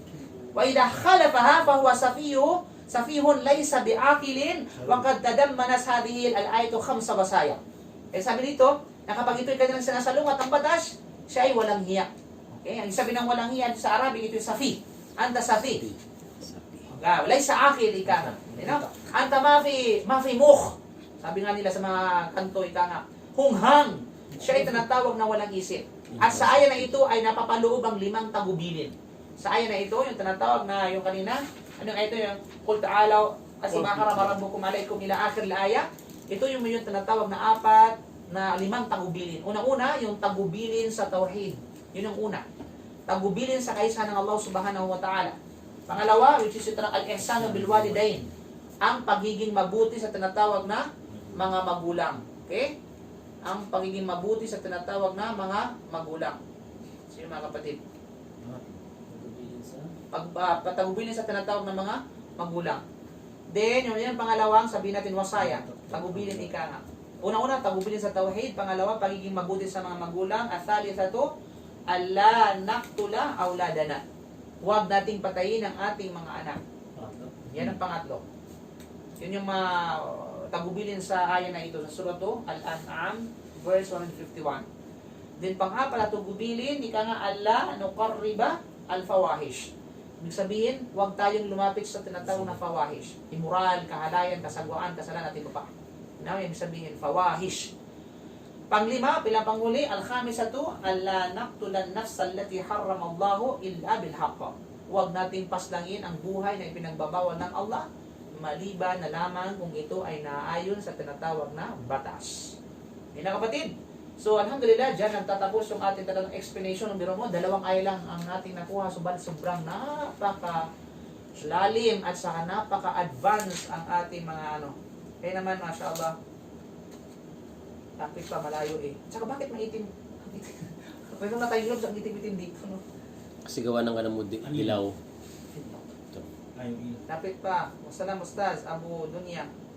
Dunya? Normina Sula, salam Ustaz dito. Ito AM dito sa Pinas. Go job. So, more power sa iyo pagpalain nyo. Abu Safia Taurak, salam alaikum Sheikh. Good to see you, mashallah. Rufo Sinining, walaikum salam. Okay. Alhamdulillah. Assalamualaikum warahmatullahi wabarakatuh. Ang paulit-ulit na pangarap is much better for us. At least naintindihan lalo than Arabic. Dagdagan lalo mo siya. Naroon mo yung Ibrahim. At so, of course lang. Yusuf Benini at sa iba pa. Jalal, Daud. Okay mga kapatid, maraming salamat. Inshallah, huwag po kayo magsawa na sumubaybay sa ating danato ng pag-aaral kasi ito'y napakahalaga at marami tayong wallahi sumpangan sa Allah. Marami tayong matutunan hinggil sa ating relihiyon mula sa book na ito. Kaya nga, nais sa katuparan, ika nga ang kanyang titulo, Al-Qawl Al-Mufid. Ala Kitab Tauhid. Sabihin, the beneficial, ika nga, speech patungkol sa tinatawag ng Kitab Tauhid. So marami pa tayong mai-give ng mga kaalaman mula sa aklat na ito, inshallah. At naway sabay-sabay tayo na sabihin natin mag-aral. At inshallah, bukas din po, pinag-its po tayo sa another live na ating lecture, inshallah, subhanahu wa ta'ala. Okay? So, Allah wala biswab, subhanaka wa bihamdika asyhadu an la ilaha illa anta astaghfiruka wa atubu ilaik. Assalamualaikum warahmatullahi wabarakatuh. Sas may tanong, Ano po yung tanong? Nagtanong si Bro Dawud, paano yung anak na hindi makinig sa magulang?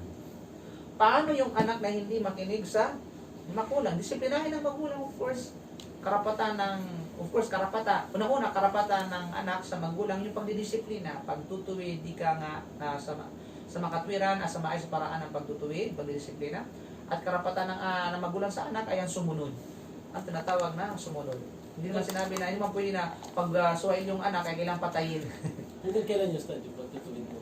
Hanggang may buhay, hanggang siya ay naging suti. Sa bagay matuwid siya. Nasa tamang Kasi wala talaga na restricted, actually. Walang restriction, walang sinabi na ang sharia na tumigil ka na sa pagtutuwid, pag-advise, pag dumating na sa edad na gayon. Habang siya ay hindi naging matuwid, ay huwag magsawang huwag magsawang tinatawag na, sabihin natin ay magtuwi. Magpayo. Kabila sa pagtutuwi ng pagpapayo, pagbigay na tinatawag na advice. Pag malaki na siya, di meron na siya tinatawag na isip, sa atin, sabihin ay iba yung tinatawag na pagpapayo. Iba yung pag-guide, bagamat sila ay merong edad na.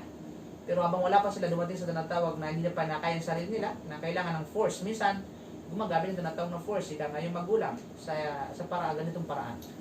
Kasi tayong magulang yung authorized, ika nga sa tinatawag na kanyang nasasakupan. May pagkakasala ba tayo doon? Hindi na magulang kung halimbawa yung apos na ligaw. Ano no? Pagkakasala ba daw tayo kung yung anak mo halimbawa naligaw? Sabi O, mo. una, kung meron sa pagkakasala, meron ng share ng kasalanan kung wala siyang ginawa. Subalit kapag ginawa niya, ika nga lahat ng kaparaanan, at ayaw sumunod ng mga anak, sabi ng Allah, wala tan zero wazir to wizra ukhra. Walang sino man ang magdadala ng kasalanan ibang tao, liban lamang sa kanyang kasalanan. Ang responsibility mo is gabayan siya, patnubayan siya, advisean siya, ika nga, magpayuhan siya, ika nga sabot ng mga kaya. Then you have no rights to force. Lalo pag malaki na siya, nasa tamang edad na siya, mo pwede tinatawag ng pilit, hindi ka nga papatay mo something like, kulong mo para maano, something like that. Diba? So, ang mahalaga, ginawa mong lahat ng kaparaanan para maituwid siya, para maging mabuti siya. Then, since malaki na siya, meron na siyang kalayaan sumunod, yung pag ayaw niyang sumunod, dahil siya'y malaya sa pagsunod, malaya sa tinatawag na pagsuhay, then, tara, mabuti na sa kabilang buhay, wala ka na paano ka doon. Kasi ginawa mo na yung responsibility mo. Kasi tingnan mo sino, anong dalil? Sino alay sa lang? No, alis lang yun. Di ba pa mga tinatawag na propeta? Na kung saan ayaw sumunod ng mga asawa nila, ayaw sumunod ng kanilang mga tinatawag ng mga anak. May pananagutan ba si Nuh alayhi salam sa kanyang mga propeta? Pati gani, Propeta Yusuf, di ba? Labi isa yung kapatid niya, pinagkanulo siya. Di ba? At yan, sila example, ika. Tatay pa nila, propeta. Example sa atin, propeta pa sila. How much more tayo? Diba? Dito sa So, bayan, yun ay sa patunay mga kapatid na ang mahalaga na alamin mo kung ano yung hangganan. Alamin mo kung ano yung tinatawag na sabi natin responsibilidad mo. So hanggang buhay ka. Yes. Hanggat may kakayanan kang Hanggat mayroon mga tinatawag na kakayahan. Sa studio ka. Kasi minsan kasi di ba sinisisi sa magulang yung aligawan ng anak. Mahalin sisi kung wala siyang ginawa. Sisihin ka ng anak mo nga, ikaw naman ang kasalanan, ipabayaan mo. Kung wala siyang tinatawag na, unang-una yung kasalanan, hindi pwedeng ipamana yan. Hindi na pwedeng tinatawag na ipamana sa Islam. Ang mahalaga kung walang ginagawa yung magulang kasi at wala siyang ginawa doon sa karapatan. Ika nga, at hindi binaibigay yung karapatan, doon siya tatanungin sa bagay na ito. May tanong Stads. Stads, paano kung anak ang matuwid at magulang yung nasa maling landas? Yung tanong yun. Totoo yun, Na si Ibrahim, Ibrahim alis alayhi siya. salam. Si Ibrahim alayhi salam, tatay niya yung tinatawag na ano, di ba? So, paano ika, ang mahalaga tayo ay lahat, every one of us, either anak ka man, o tinatawag na tatay ka man, ika nga, o magulang ka man, o anak ka man, nanay ka, o anak ka, ay mayroong karapatan na magpayo. Subalit yung level ng pagpayo, ika nga, yung approach ng pagpayo, iba yung approach ng pagpayo ng anak sa ng magulang sa kanya tinatawag na anak. Kaya sa pag-approach ng pagpayo ng anak sa kanyang magulang. Kasi yung yung magulang sa kanya na maaaring sigawan. Pwedeng sumigaw eh. Bakit mo wag mong gawin yan ganyan-ganyan? Pero hindi pwedeng gawin yun ng anak sa kanyang magulang. So, although yung tema is pagpayo, subalit yung approach is different. Kasi nga, ay nasa ano yan, nasa kalagayan ng tao. So, yung sabihin dito ay, bawat isa sa atin ay merong karapatan na sabihin natin sumuway, maayos sa pamamaraan. Bawat isa sa atin merong karapatan na magtuwid, merong karapatan na magpayo, anumang katulad dito sa maayos at makatwirang pamamaraan, at naayon sa tinatawag na kalagayan ng isang tao at antas ng isang tao. Okay? Sabi ni Normina Sola, Stads, yung nagtanong, di pa parents, di pa alam ang pagdidisiplina. May mga ganun, sa totoo lang, it's sad to say, may mga ganun na may mga hindi alam pagdisiplina. Sila pang didisiplinahin yung mga magulang. Lapit mo raw kami na, sino yun? Pisa niya. Piso mo? But if naman postad kung magulang mo nga pasaway tapos hindi mo na ituwid, pagkakasala ka pa na pinabayaan ka, matabayaan mo. Same yung answer. Ganun yung guys na kanina. Same naman yun. Same yung ika nga. Yung nga, ibig sabihin na ang karapatan kasi ng bawat sa atin, yung karapatan ng tinatawag na sa adil na siya, atin ay saklaw sa lahat ng tao, klase ng tao. Okay, ang sabi ng reliyon ng Islam ay reliyon ng pagpapayuhan. At gayon di saklaw din sa hadith na ito yung lahat ng mga tao, Ida sabi ni Propeta sallam, marami kumungkaran pa yung gayar biyadi. Kapag sino man nakita sa inyo ng tinatawag na mungkar, di maganda, yung bang di kaaya-aya, ika nga, ay kinakailangan ituwid niya. At yan ay saklaw sa lahat ng mga tao, sa lahat ng aspeto ng lahat ng antas ng tao. Mataas, mababa, magulang, anak, sa kanyang anak sa kanyang magulang, magulang sa kanyang anak, sa pinamumunuan sa kanyang pinuno, pinuno sa kanyang pinamumunuan. Okay? So yan ay nasasaklaw ang lahat ng bagay na ito. So bawat isa sa ating karapatan ang magpayo, karapatan ang magsabi natin magtuwid, ika nga, sa maayos sa paraan. So ganito na Ustad, no? Ustad, taga Southern Leyte, saan banda ang sujud? Saan banda ang sujud? Mga bagong manus na Ustad. Okay. Gusto kong i-conceptualize kung saan banda ang sujud. Ano ibig sabihin? Sa lupa. Linawin yan, tanong. Kibla yung talaga. Baka umaring ito. Saan sabi banda natin, saan ang banda? sujud? Saan nakaharap ang direksyon pag nagsusujud? Maaring yun ang kanyang sinabi. Pag ganito nga yung kanyang sinabi, sabihin sa direksyon ng kibla, kung saan naroon yung tinatawag na Kaaba na nakasara ngayon. Saan ba You know? Pero ang kanyang tanong is kung saan banda, which is yung talaga yung tanong, saan banda yung sujud, kay saan pwede kang magsujud. Ang mahalaga ay sa malinis na lupa, pwede kang magsujud. Sa ground, hindi ka nga sa floor. At hindi sa tinatawag na, sabihin natin marami. Now, kung ang tanong niya is kung saan banda, kung may tinutukoy sa pagkakamali, so marami, it's a broad question na kinakailangan specific na, Kilinaw, Sister Laila. di ba? Kasi kung saan ba na pagkakamali ka magsujud sa sala, maaaring yun ang tanong. So, isabihin obscure yung kanyang tanong, vague ang kanyang tinatawag na tanong. Ibig sabihin ay malabo, hindi malinaw. So, kinakailangan na malinong na tanong. Para maging ang malinong na sagot. Ganun lang yun. No bro, wala nang tanong? So, wala na? Yan ang tanong, saan daw kayo nagle-lecture? Ay sa studio. Sa studio po, bago po kami studio. Alhamdulillah. Nagsara ABS-CBN, kaya namin yung studio. Mashallah. Kibla. Sinabi ko nung sabi ng kibla daw. Okay na? Kibla, sabi niya. Okay. Okay kayo. Kibla. Okay na.